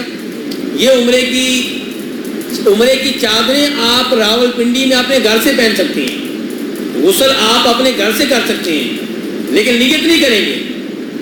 اور اگر آپ نے نیت کر لی، جس کے بعد کہتے ہیں لبیک اللہم عمرہ، وہ کر لیا تو پھر آپ کا عمرہ شروع ہو گیا ہے۔ اب آپ اسلام آباد ایئرپورٹ گئے، انہوں نے بتایا کہ فلائٹ کینسل ہے اور آئندہ فلائٹ 3 دن کے بعد ملے گی، 4 دن کے بعد، 1 ہفتے کے بعد۔ یہ 1 ہفتہ آپ کے ساتھ میں رہیں گے، حالت احرام میں رہیں گے۔ یہ نیت یہاں سے کرنی ہی نہیں چاہیے، میقات سے کرنی ہے۔ یہاں آپ کو سہولت دی جا رہی ہے غسل کرنے کی اور چادریں پہنیں، تو آپ میقات پہ پہنچ کے نیت کریں گے. تو نیت کے بعد آپ تلبیہ کہیں گے لبیک اللہم عمرۃ، اللہ میں عمرے کے لیے حاضر ہوں. اگر عمرہ کسی کی طرف سے کر رہے ہیں تو آپ کہیں گے لبیک اللہم عمرۃ عن والدی، اے اللہ میں اپنے والد کی طرف سے عمرہ کرنے کے لیے حاضر ہوں شرط کے طور پہ. اس کے بعد تلبیہ پڑھنا شروع کر دیں گے. تلبیہ کیا ہے جی؟ لبیک اللہم لبیک لبیک لا شریک لک لبیک ان الحمد والنعمت لک والملک لا شریک لک. یہ تلبیہ مسلسل پڑھتے رہیں اور یہ عظیم ترین عبادت ہے. اللہ کو یہ تلبیہ بڑا پسند ہے، اتنا پسند ہے کہ جب آپ تلبیہ کہیں گے اللہ تعالیٰ آپ کے دائیں بائیں درختوں کو پتھروں کو بھی تلبیہ کہنے پہ لگا دیں گے. یہ تلبیہ اللہ کو بہت پسند ہے. تو اس لیے تلبیہ بار بار پڑھنا ہے، اونچی آواز سے پڑھنا ہے، عورتیں آواز سے پڑھے گی. صحابہ کرام کہتے ہیں کہ ہم نے تلبیہ اونچی آواز سے پڑھا، بار بار پڑھا، ابھی آدھا سفر بھی نہیں ہوا تھا کہ ہمارے گلے بیٹھ گئے تھے.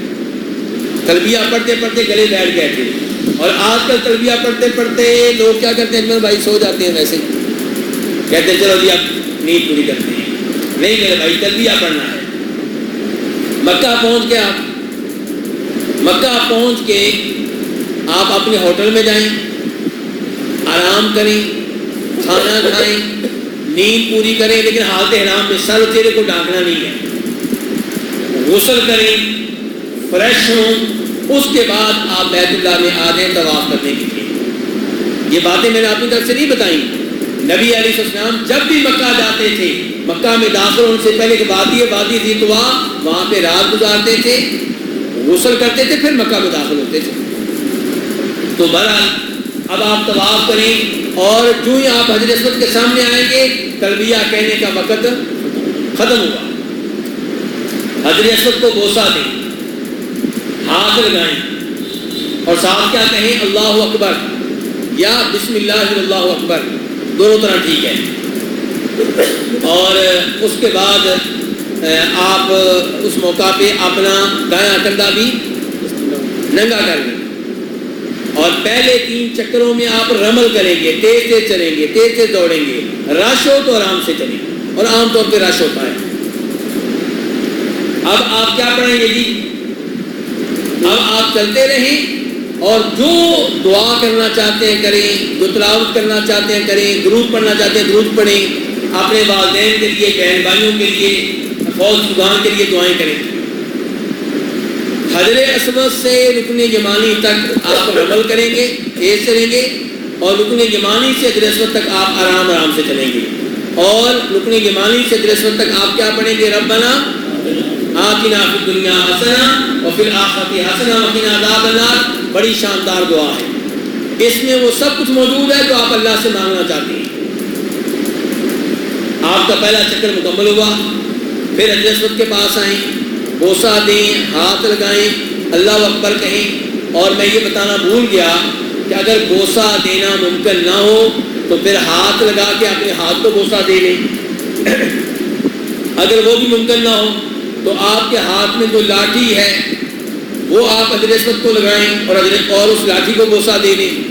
اور اگر یہ ممکن نہ ہو تو پھر دور سے کیا کریں، اشارہ کریں، اور اشارہ دائیں ہاتھ سے کریں گے. اور جب اشارہ کریں گے آپ کا ہاتھ حجر اسود کو نہیں لگا تو آپ اپنے ہاتھ کو بوسہ نہیں دیں گے. اب آپ دوبارہ چل پڑیں دوسرے چکر کے لیے. پھر تیسرا، 3 چکروں کے بعد آپ رمل نہیں کریں گے، لیکن دایاں کندھا 7 چکروں میں ننگا رہے گا. اس انداز سے آپ کے 7 چکر مکمل ہو جائیں گے. رکن یمانی کے بارے میں یہ گزارش ہے کہ رکن یمانی کو آپ ہاتھ لگائیں گے، بوسہ نہیں دیں گے. ہاتھ نہ لگ سکے تو آپ گزر جائیں، اشارہ بھی نہیں کریں گے. حجر اسود رکن یمانی کی فضیلت ہے کہ ان کو ہاتھ لگانے سے، بوسہ دینے سے گناہ جڑتے ہیں، لیکن رکن یمانی کو ہاتھ لگانا ہے، بوسہ نہیں دینا. 7 چکر مکمل ہو گئے. اور حجر اسود کا استلام کتنی دفعہ ہوا ہے جی؟ 8 دفعہ. کیونکہ جب بھی حجر اسود کے سامنے آئیں گے اس کا استلام کریں گے. جب 7 چکر مکمل ہو جائیں تو آپ مقام ابراہیم کے پیچھے اس انداز سے کھڑے ہوں کہ آپ کا منہ مقام ابراہیم کی طرف بھی ہو، بیت اللہ کی طرف بھی ہو. آپ 2 رکعتیں ادا کریں گے۔ اگر وہاں پہ جگہ نہ ملے تو پھر بیت اللہ میں کہیں بھی پڑھ لیں، بیت اللہ میں نہیں پڑھ سکے اپنے ہوٹل میں جا کے پڑھ لیں، محلے کی مسجد میں پڑھ لیں۔ پہلی رکعت میں سورہ فاتحہ کے بعد سورہ قل یا ایھا الکافرون پڑھیں گے، دوسری رکعت میں سورہ فاتحہ کے بعد سورہ قل ھو اللہ احد پڑھیں گے۔ 2 رکعتوں کے بعد زمزم پئیں، سر پہ بھی ڈالیں اور ایک دفعہ پھر حجر اسود کا استعلام کریں اگر ممکن ہو تو۔ حجر اسود کا استعلام کتنی دفعہ ہو گیا؟ 9 دفعہ۔ اس کے بعد اب آپ جا رہے ہیں صفا مروہ کی طرف۔ صفا کے جب قریب پہنچیں گے تو آپ یہ آیت پڑھیں گے ان الصفا والمروہ من شعائر اللہ، کہ بے شک صفا اور مروہ یہ دونوں پہاڑ اللہ کی کیا ہیں؟ نشانیاں ہیں۔ اور پھر آپ کہیں گے ابدأ بما بدأ اللہ بہ، کہ میں صفا مروہ کی صحیح کا آغاز اس پہاڑ سے کرتا ہوں جس پہاڑ کا اللہ نے قرآن میں پہلے نام لیا ہے۔ اللہ نے پہلے کس کا نام لیا جی؟ صفا کا۔ تو صفا پہاڑ پہ آپ چڑھ کے اس انداز سے کھڑے ہوں گے کہ آپ کا چہرہ کدھر ہو؟ قبلے کی طرف ہو، اور آپ 3 دفعہ کہیں گے اللہ اکبر اللہ اکبر اللہ اکبر۔ پھر آپ پڑھیں گے لا الہ الا اللہ وحدہ لا شریک لہ لہ الملک ولہ الحمد یحیی و یمیت وہو علی کل شیء قدیر۔ لا الہ الا اللہ وحدہ لا شریک لہ انجز وعدہ ونصر عبدہ وہزم الاحزاب وحدہ۔ اس دعا کا ترجمہ بھی سیکھ لیں، دعا بھی سیکھ لیں، ترجمہ آتا ہوگا، زبانی آتی ہوگی، پڑھنے کا مزہ ہی کچھ اور ہوگا۔ اس کے بعد آپ ہاتھ اٹھائیں گے کیسے؟ ایسے لوگ ایسے کر رہے ہوں گے کعبہ کی طرف، یہ کام نہیں کرنا۔ آپ نے ہاتھ وہاں پہ اٹھانے دعا کے لیے۔ اب دعا کریں اپنی زبان میں جو کرنا چاہتے ہیں، دعا سے فارغ ہو گئے دوبارہ یہی کریں کیا؟ اللہ اکبر اللہ اکبر اللہ اکبر لا الہ الا اللہ، اور پھر دعا کریں، پھر اللہ اکبر لا الہ الا اللہ، اور پھر دعا کریں۔ تو یہ عمل کتنی دفعہ دہرائیں گے آپ؟ 3 دفعہ۔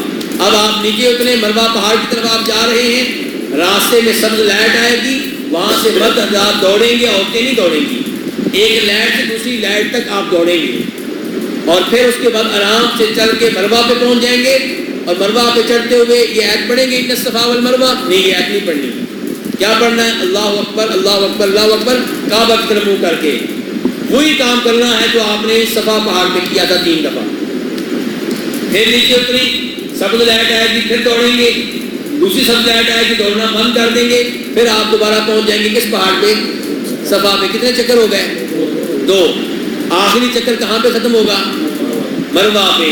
اور مروہ پہ آخری ختم کرنے کے بعد کتنی رکعتیں پڑھیں گے؟ کوئی نماز نہیں ہے۔ بال کٹوائیں گے پورے سر کے یا منڈوائیں گے پورے سر کے؟ اگر حج بہت قریب ہو، 2 دن رہ گئے ہو، 3 دن رہ گئے ہوں، تو پھر بال آپ کٹوائیں گے منڈوائیں گے نہیں، کیونکہ منڈوانے حج نہیں۔ اب آپ کا عمرہ مکمل ہو گیا ہے، آپ حلال ہو چکے ہیں، 1 مہینہ آپ مکہ میں رہیں، 2 ہفتے رہیں، احرام کی پابندیاں آپ پہ نہیں ہیں، آپ کی بیگم آپ کے لیے حلال ہے۔ ان دنوں میں کوئی نکاح کرنا چاہیں تو نکاح کر سکتے ہیں، کسی کا نکاح کرنا چاہیں تو کسی کا نکاح کر سکتے ہیں۔ یہ بڑی اہم بات بتا رہا ہوں، معمولی بات نہیں ہے۔ کئی فیملیاں آئی ہوتی ہیں، آپ انڈیا سے آ جائیں، ہم پاکستان سے آ جائیں گے، وہاں پہ بچے کا نکاح کر دیں گے۔ آپ پاکستان سے آ جائیں، ہم انگلینڈ سے آ جائیں گے، کام وہاں پہ ہوتا ہے، میں اس لیے بتا رہا ہوں۔ اچھا جی، عمرہ آپ کا مکمل ہو گیا۔ اب اگر انہی دنوں میں آپ مدینہ آتے ہیں تو مدینہ سے واپس جاتے ہوئے مدینہ کی مقاص سے ایک عمرہ اور کر لیں۔ اس کے علاوہ آپ مکہ میں رہتے ہوئے بار بار کیا کریں؟ طواف کریں، بار بار طواف، بار بار طواف۔ 8 تاریخ شروع ہو گئی، ذی الحجہ کا مہینہ ہے۔ 8 تاریخ کی صبح آپ جہاں پہ موجود ہیں، مکہ میں اپنے ہوٹل میں ہیں یا مینا میں اپنے خیمے میں ہیں، 8 تاریخ کو جہاں پہ موجود ہیں وہاں سے آپ غسل کریں گے، جیسے عمرے کے لیے تیاری کی تھی ویسے حج کی تیاری کریں گے، احرام کی چادریں پہنیں گے۔ اور اگر آپ مکہ میں ہیں، مینا میں نہیں ہیں، تو آپ زوال کے بعد مینا پہنچ جائیں گے، اور مینا میں آپ نے 4 نمازیں پڑھنی ہیں۔ کون کون سی؟ ظہر، عصر، مغرب، عشاء اور فجر کی۔ کتنی ہو گئی؟ 5 ہو گئی جی، 5 نمازیں پڑھنی ہیں۔ اور اس دوران آپ بار بار تلبیہ پڑھتے رہیں گے۔ بہترین عبادت کیا ہے وہاں پہ؟ تلبیہ۔ 9 تاریخ کو سورج نکلنے کے بعد آپ میدان عرفات کے لیے روانہ ہو جائیں گے، راستے میں تلبیہ پڑھیں، تکبیریں کہیں، دونوں کام ٹھیک ہیں۔ اور عرفات میں پہنچ کر آپ ظہر کی نماز پڑھیں گے، عصر کی نماز پڑھیں گے، لیکن اس سے پہلے امام صاحب خطبہ دیں گے. امام صاحب کیا دیں گے؟ خطبہ دیں گے. آپ یہ خطبہ سنیں گے. اگر آپ مسجد میں پہنچ گئے ہیں تو مسجد نبوی میں، اگر آپ اپنے خیمے میں ہیں تو خطبے کے لیے مسجد میں جانا ضروری نہیں ہے. آپ جہاں پہ بھی ہوں، خیمے میں یا مسجد نبوی میں یا سڑکوں پہ، ظہر عصر کی نمازوں کو جمع کرنا ہے. پہلے ظہر کی 2 رکعتیں، پھر عصر کی 2 رکعتیں. اور یہ جمع کرنا ہے کس نے؟ ہر حاجی نے، چاہے مکہ کا رہنے والا ہو، چاہے پاکستان کا ہو، چاہے انڈیا کا ہو. اس کے بعد آپ لوگ کیا کریں گے؟ وقوف پر شروع ہو جائے گا، دعائیں کریں گے. عرفات کا دن حج کا قیمتی ترین دن ہے، افضل ترین دن ہے. وہ دن ہے جس دن دعائیں قبول ہوتی ہیں. نبی علیہ الصلوۃ والسلام نے نماز کے بعد سے لے کے سورج غروب ہونے تک کا وقت دعا کرتے ہوئے گزارا تھا. ان کے 4-5 گھنٹے بنتے ہیں. مسلسل آپ دعائیں کرتے رہے کہ آپ بھی دعائیں کریں اپنے گناہوں کے لیے، والدین کے لیے، بہن بھائیوں کے لیے، ملک کے لیے، مظلوم کے لیے، مرحومین کے لیے. بار بار کریں اور ساتھ ساتھ یہ پڑھتے رہیں لا الہ الا اللہ وحدہ لا شریک لہ لہ الملک ولہ الحمد وہو علی کل شیء قدیر. نبی اسلام فرماتے ہیں انبیاء کرام نے عرفات میں جو بہترین الفاظ کہے وہ یہ ہے لا الہ الا اللہ، جو بھی میں نے پڑھے ہیں. سورج غروب ہونے کے بعد مغرب کی نماز نہیں پڑھیں گے، بلکہ آپ الفاظ سے نکل جائیں گے. کہاں کے لیے؟ مزدلفہ کے لیے. راستے میں آرام سے چلیں، جلدی نہیں کرنی، بچوں کو تنگ نہیں کرنا. اور مزدلفہ میں پہنچ کر وہاں پہ آپ اذان دیں گے. 1 اذان 2 اقامتیں. پہلے مغرب کی 3 رکعتیں ادا کریں گے، پھر عشاء کی 2 رکعتیں ادا کریں گے. اور اس کے بعد وتر پڑھیں، وتر پڑھ کے سو جائیں. سنت طریقہ کیا ہے؟ مزدلفہ میں کیا کریں؟ سو جائیں. اور فجر کے ٹائم، فرسٹ ٹائم اٹھیں، افضل ٹائم، پہلے ٹائم اٹھیں اور فجر کی نماز پڑھیں. اور فجر کے بعد ہاتھ اٹھا دیں دعا کے لیے. جب تک خوب روشنی نہیں ہو جاتی دعائیں کرتے رہیں. خوب روشنی ہو جائے، سورج نکلنے سے پہلے 10 تاریخ کی صبح مزدلفہ سے مینا کے لیے روانہ ہو جائیں. مزدلفہ کے تعلق سے بات ذہن میں رہے کہ اگر آپ کے ساتھ عورتیں ہیں، بچے ہیں، بوڑھے لوگ ہیں، بیمار ہیں، تو مزدلفہ سے آدھی رات کے بعد آپ مینا کے لیے نکل سکتے ہیں. ورنہ مزدلفہ میں رہیں. اور مزدلفہ میں فجر کی نماز پڑھنے کی اہمیت بہت زیادہ ہے. نبی علیہ السلام نے اس کی اہمیت بیان کی ہے. 10 تاریخ شروع ہو چکی ہے، آپ مینا میں پہنچ گئے. مینا میں پہنچ کے کیا کریں گے؟ کنکریاں ماریں گے. بڑے جمرے کو کتنی؟ 7. یہ کنکریاں آپ مزدلفہ سے بھی لے سکتے ہیں، راستے سے بھی لے سکتے ہیں، دھونے کی ضرورت نہیں ہے. کنکریاں کتنی ہوں؟ چنے کے دانے کے برابر. اینٹیں نہیں مارنی. 7 کنکریاں. ہر کنکری کے ساتھ کیا کہنا ہے؟ اللہ اکبر. 7 کنکریاں ایک ہی دفعہ مار دیں، کتنی شمار ہوں گی؟ 1 شمار ہوگی. جیسے تینوں پراٹھے ایک دفعہ دے دیں، کتنی شمار ہوگی؟ 1 شمار ہوگی. تو آپ بہرحال یہ ہر کنکری کے ساتھ کیا کہیں گے؟ اللہ اکبر. 7 کنکریاں مار لی آپ نے.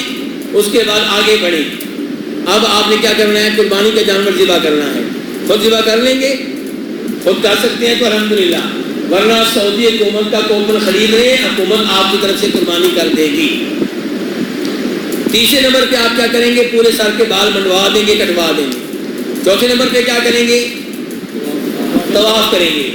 کنکریاں مارنے کے بعد آپ حلال ہو چکے ہیں. چادریں اتار سکتے ہیں، خوشبو لگا سکتے ہیں. بیگم کے علاوہ ہر چیز حلال ہو گئی ہے. اب آپ بیت اللہ میں پہنچ گئے، طواف کریں گے. طواف سادہ کپڑوں میں، خوشبو بے شک لگائی ہوئی ہو، کوئی مسئلہ نہیں ہے. طواف کے بعد کیا کریں گے؟ صفا مروہ کی سعی کریں گے. اور اب آپ کی بیگم بھی آپ کے لیے حلال ہے. اب آپ واپس مینا میں آ جائیں. مینا میں پہنچ کے آپ رات گزاریں گے. اور یہ مینا میں رات گزارنی کیا ہے؟ واجب ہے. صحیح بات کیا ہے کہ یہ واجب ہے. مینا میں یہ رات گزارنی واجب ہے. رات گزاریں گے.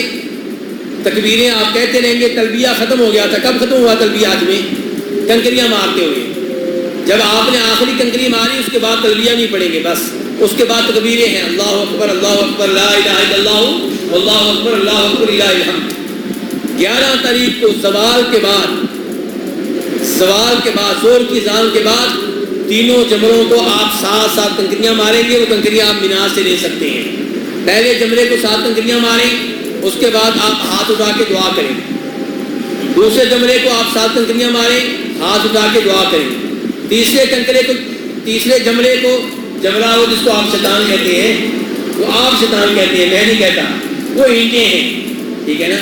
تیسرے جملے کو کنکریاں مارنے کے بعد دعا نہیں کی جائے گی۔ کنکریاں مارنے کے بعد دوبارہ مینا میں اپنے خیمے میں آ جائیں، ظہر کی نماز پڑھیں، عصر کی نماز پڑھیں، مغرب کی، عشاء کی، فجر کی، اور اگلے دن کیا تاریخ شروع ہو گئی ہے جی؟ 12 تاریخ کو ظہر کے بعد، ظہر کے اذان کے بعد تینوں جملات کو کنکریاں ماریں۔ اب آپ اگر مینا سے نکل کر مکہ جانا چاہیں تو جا سکتے ہیں، جائز ہے۔ افضل کیا ہے کہ ایک رات اور گزاریں۔ اگر آپ مینا سے 12 تاریخ کو نکلنا چاہتے ہیں تو مغرب کی اذان سے پہلے پہلے نکل جائیں، یا مغرب سے پہلے پہلے آپ نکل رہے ہوں یا تیاری کر رہے ہوں، مغرب کے بعد ارادہ بنے تو غلط ہے۔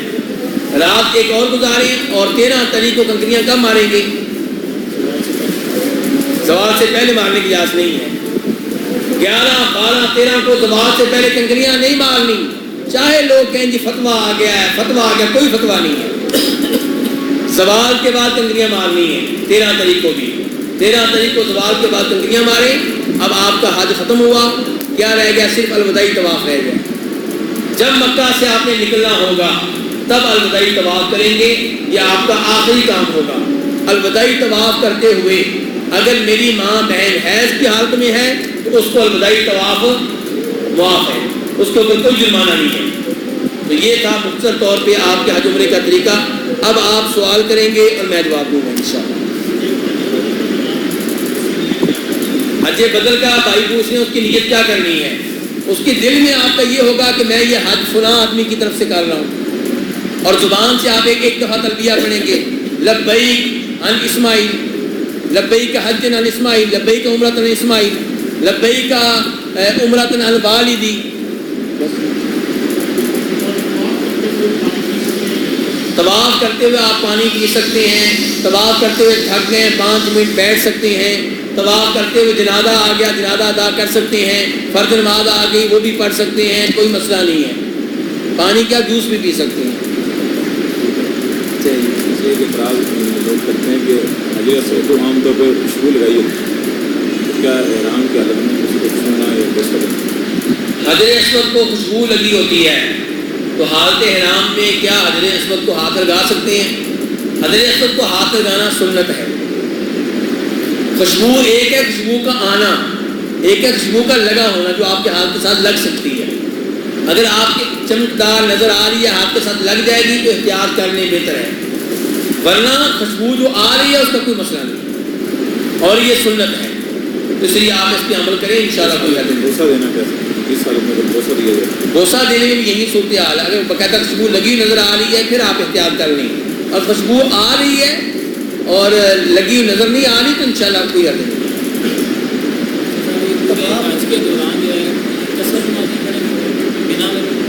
مینا میں نماز قصر ہوں گی، مزدلفہ میں قصر ہوں گی، عرفات میں قصر ہوں گی، حج کی وجہ سے، سفر کی وجہ سے نہیں۔ جی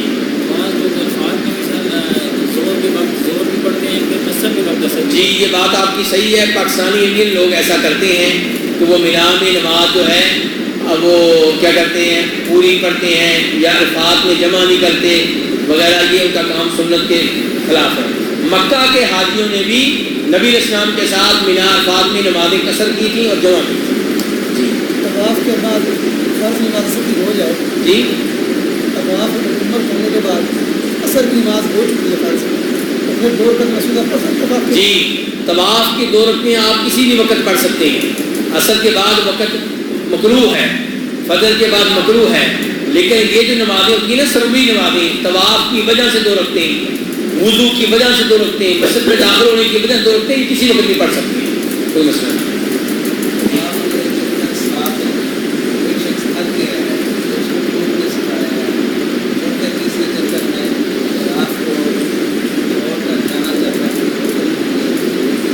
کسی نے طواف کے 2-3 چکر لگا لیے، طبیعت خراب ہو گئی، بھوک لگ گئی، طواف درمیان میں چھوڑ کے جانا چاہتا ہے، چلا جائے، لیکن اس کا طواف نہیں ہوگا۔ 1-2 چکر جو لگائے ہو سکتا ہے اللہ تعالیٰ اس پہ جو ثواب دے دیں اپنی طرف سے، لیکن طواف وہ ہوتا ہے جو 7 چکروں پہ مشتمل ہے، لیکن جا سکتا ہے، کوئی مسئلہ نہیں۔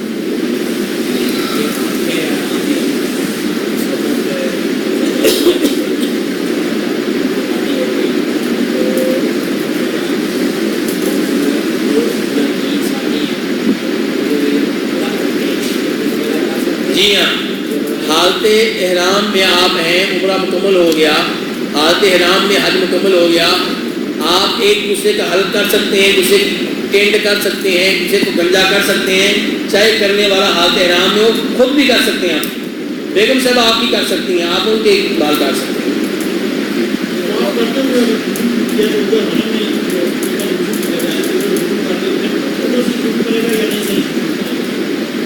نہیں، وضو اگر آپ کرنے گئے ہیں اور زیادہ دور نہیں گئے تو 2 چکر آپ نے لگا لیے تھے، تیسرے چکر سے شروع کریں، کوئی مسئلہ نہیں۔ جی جی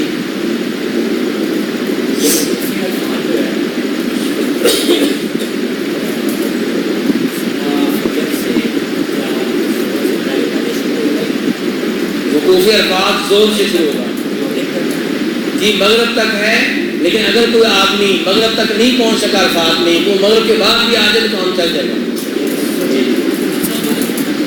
جی، فجر تک کسی وقت بھی آ جائے، لیکن جو زور کے ٹائم آیا ہے اس میں مغرب تک رہنا بس جی۔ انتظامی طور پر سعودی عرب میں سر 8 ذی الحجہ کی رات کو بھی لے جاتے ہیں عرفات میں، اس سے امتیاز تو نہیں ہوتا؟ انشاءاللہ امید ہے کوئی حد نہیں، سنت سے محروم رہ گئے، بس افضل کام سے محروم رہ گئے۔ کنکریاں مارنے کے بعد، اب وہ آپ کے بس میں نہیں، آپ کیا کر سکتے ہیں؟ کنکریاں مارنے کے بعد قربانی سے پہلے اس نے بال منڈوا لیے، کنکریاں مارنے کے بعد قربانی سے پہلے بال منڈوا لیے، کوئی حد نہیں ہے۔ بہت اچھا سوال کیا ہے۔ 10 طریق کے جو کام ہے نا اس میں ترتیب یوں ہے، پہلے کنکریاں، پھر قربانی، پھر حلق، اور اس کے بعد کیا ہے طواف، اس کے بعد صفا مروہ کی صحیح۔ لیکن ان کاموں کو آگے پیچھے کیا جا سکتا ہے۔ آپ کنکریاں مارنے کے بعد سر کے بال منڈوا لیتے ہیں، کوئی حد نہیں انشاءاللہ۔ اگر عورت یعنی 8 ذی الحجہ یا 9 ذی الحجہ کے بعد حیض اس کو آ جاتا ہے پھر وہ کیا کرے؟ اگر کسی عورت کو 9 تاریخ کے بعد حیض کا خون آ جاتا ہے، سارے کام کرے گی، طواف نہیں کرے گی، اور مکہ میں ہے 11 کو 12 کو 13 کو جب پاک ہو جائے گی طواف کر لے گی۔ اب یہ طواف زیارت جو انہوں نے سوال کیا، اب جو اگر اس کی فلائٹ ہے وہ واپس آ رہی ہے پاک ہونے سے پہلے، عورت جو ہے طواف زیارت نہیں کر سکی حیض کی وجہ سے، فلائٹ کا وقت ہو گیا ہے، تو اس کو چاہیے فلائٹ کو لیٹ کروائے اگر ممکن ہو تو۔ اگر فلائٹ لیٹ کرنا ممکن نہ ہو یا محرم انتظار کرنے کے لیے تیار نہ ہو تو پھر اس کی مجبوری ہے، علماء کرام کا یہ فتویٰ ہے ابن تیمیہ رحمہ اللہ کا، کہ پھر وہ اپنی جسم کو دھو لے، خون وغیرہ صاف کر لے، اور اس کے بعد کپڑا وغیرہ باندھ کر اسی حالت میں طواف کر لے، انشاءاللہ اللہ تعالیٰ قبول کرنے والا ہے۔ شیخ صاحب، اور وہاں پہ جو جنازے پڑے جاتے ہیں وہ تو عربی میں اعلان کرتے ہیں، بچہ ہے، بوڑھا ہے یا جوان ہے، مرد ہے، عورت ہے، تو اب عام بندے کو تو سمجھ نہیں آتی، لہجہ بھی ان کا مطلب اس طرح کا ہے، تو اس میں کون سی دعا پڑھی جائے گی؟ یار 3 لفظ ہیں سارے، الرجال، النساء، طفل یا طفلہ، 4 لفظ یاد کر لیں۔ ایک بات تو یہ ہے، انگلش کے لفظ ہمیں یاد ہو گئے نا، لیکن انگلش کی دفعہ پڑھی بھی ہوتی، سارے ہمیں آتے ہوتے ہیں۔ ہمارے بوڑھے بابے جن کو نام لکھنا نہیں آتا اردو میں، وہ انگلش کے الفاظ بول رہے ہوتے ہیں۔ توجہ کی بات ہے نا، تو یہ الفاظ یاد کر لیں، اور اگر نہیں تو اللہ کا نام لے کے جنازہ پڑھ لیں، جو بھی میت ہے، مرد ہے یا عورت ہے، اللہم اغفر لہ ورحمہ واپس، ٹھیک، کوئی مسئلہ نہیں انشاءاللہ۔ مسجد عائشہ سے عمرہ کرنا نبی علیہ السلام سے ثابت نہیں ہے، ان لوگوں کے لیے جو پاکستان سے گئے ہیں، انڈیا سے گئے ہیں، مکہ والے وہاں سے کرنا چاہیں کوئی حد نہیں ہے۔ ہم لوگوں کے لیے کیا ہے کہ ہم جب مکہ جائیں عمرہ کر لیں۔ ابھی ہم جائیں گے، ہماری فلائٹ ہے مثال کے طور پہ جدہ کی، تو مکہ میں جا کے عمرہ کر لیں، پھر ہم مدینہ آ گئے، مدینہ سے مکہ جا لیں، پھر عمرہ کر لیں۔ اس کے علاوہ طواف کرتے رہیں، ایسا مسجد سے بار بار عمرے کرنا یہ نبی علیہ السلام کا طریقہ نہیں ہے۔ چاہے مسجد جلانا ہو، اس سے بھی مسجد جلانا سے اللہ کے رسول نے عمرہ کیا ہے، وہ مکہ والا عمرہ نہیں ہے، وہ اصل میں یہ تھا کہ آپ مکہ گئے تھے جہاد کے لیے، جہاد سے فارغ ہو کے آپ حنین طائف چلے گئے جہاد کے لیے، جب وہاں سے واپس آنے لگے، جہاد سے فارغ ہوئے، جنانہ مقام پہ کھڑے تھے، آپ کا ارادہ بن گیا عمرہ کرنے کا، تو آپ نے جنانہ سے نیت اس لیے کی تھی کہ میقات پیچھے رہ گیا ہے اور میقات کراس کرتے عمرے کا ارادہ نہیں تھا، جرانہ سے ارادہ بنا وہیں سے نیت کر لی، جرانہ میقات نہیں ہے۔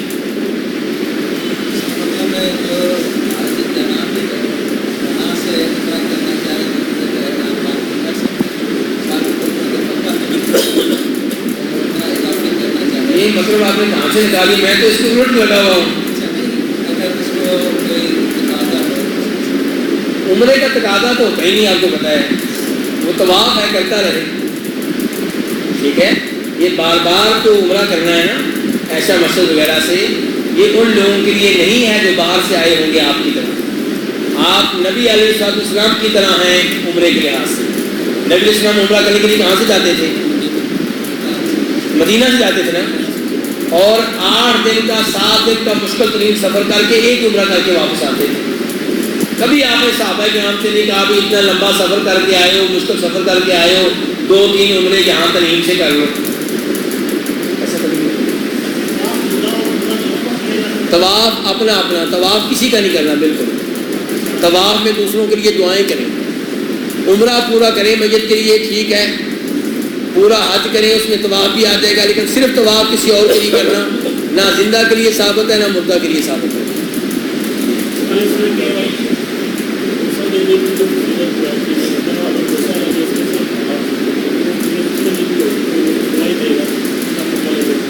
امید ہے کہ انشاءاللہ یہ جو اشارہ ہے اس میں آ جائے گا، امید ہے انشاءاللہ، امید ہے انشاءاللہ۔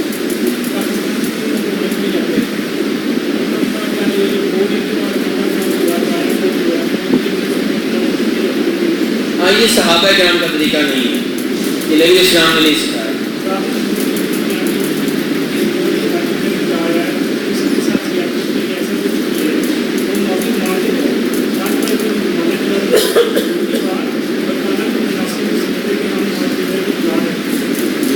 نہیں، وہ اصل میں یہ ہے نا کہ بتائے وہ جس نے معافی مانگنی ہے، اور اگر کسی نے پہلے حساب کا صاف رکھا ہوا ہے تو نہیں بتانا چاہتا، اس کی مرضی۔ کئی لوگ اپنی عبادت کو چھپانا چاہتے ہیں تاکہ ریاکاری سے بچ جائیں۔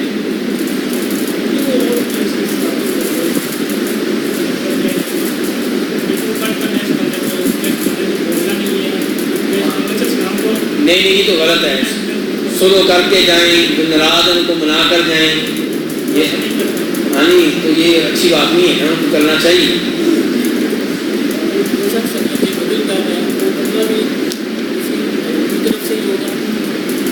یہ آپ کی مرضی ہے کہ آپ مسجد کی طرف سے کون سا حج کرنا چاہتے ہیں۔ حج تمتع، اگر حج تمتع کرنا چاہتے ہیں تو پہلا عمرہ بھی اسی کی طرف سے ہوگا اور حج بھی اس کی طرف سے ہوگا، اور اگر آپ کرنا چاہتے ہیں صرف حج، عمرہ آپ کا، حج اس کا، اور قربانی آپ کریں گے، بنے گا حج تمتع، لیکن عمرہ آپ کا، حج اس کا، یہ آپ کو کریں۔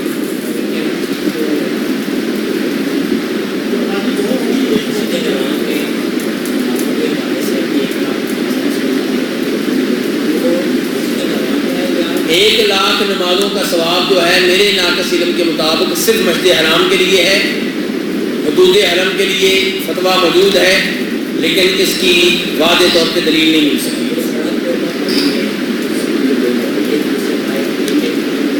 ہاں نہیں، میرے ناقص علم کے مطابق ان کے لیے 1,00,000 کا ثواب نہیں ہے۔ نماز ہو جائے گی، جماعت کا ثواب مل جائے گا اگر صفیں متصل ہیں تو، لیکن 1,00,000 کا ثواب مسجد کے اندر ہے۔ اندر سے مراد مسجد کی بلڈنگ اور اس کا سین جہاں سفید ٹائلیں ہوتی ہیں۔ لیکن اس کو تو شیخ صاحب ہاں، زیدیہ میں میرے ناقص علم کے مطابق وہ میں بتا رہا ہوں، مجھے پتا ہے فتویٰ موجود ہے، مجھے معلوم ہے۔ لیکن اس کو تو شیخ صاحب اگر آپ دیکھیں، آپ نے جیسے کہا صرف مسجد میں ہے، تو وہ پھر صرف پرانی مسجد والی حدود میں ہی ہوگا پھر۔ نہیں، جو مسجد حرام جہاں تک پہنچ جائے، مسجد حرام، وہ چاہے بڑی ہو جائے چاہے چھوٹی ہو جائے، جتنی بھی مسجد ہے، مسجد نبوی میں بھی ایسے ہی ہے، جی دینا چاہیے۔ ٹھیک ہے، کچھ سوال انشاءاللہ نماز کے بعد آپ کر سکتے ہیں یا اذان کے بعد کر سکتے ہیں۔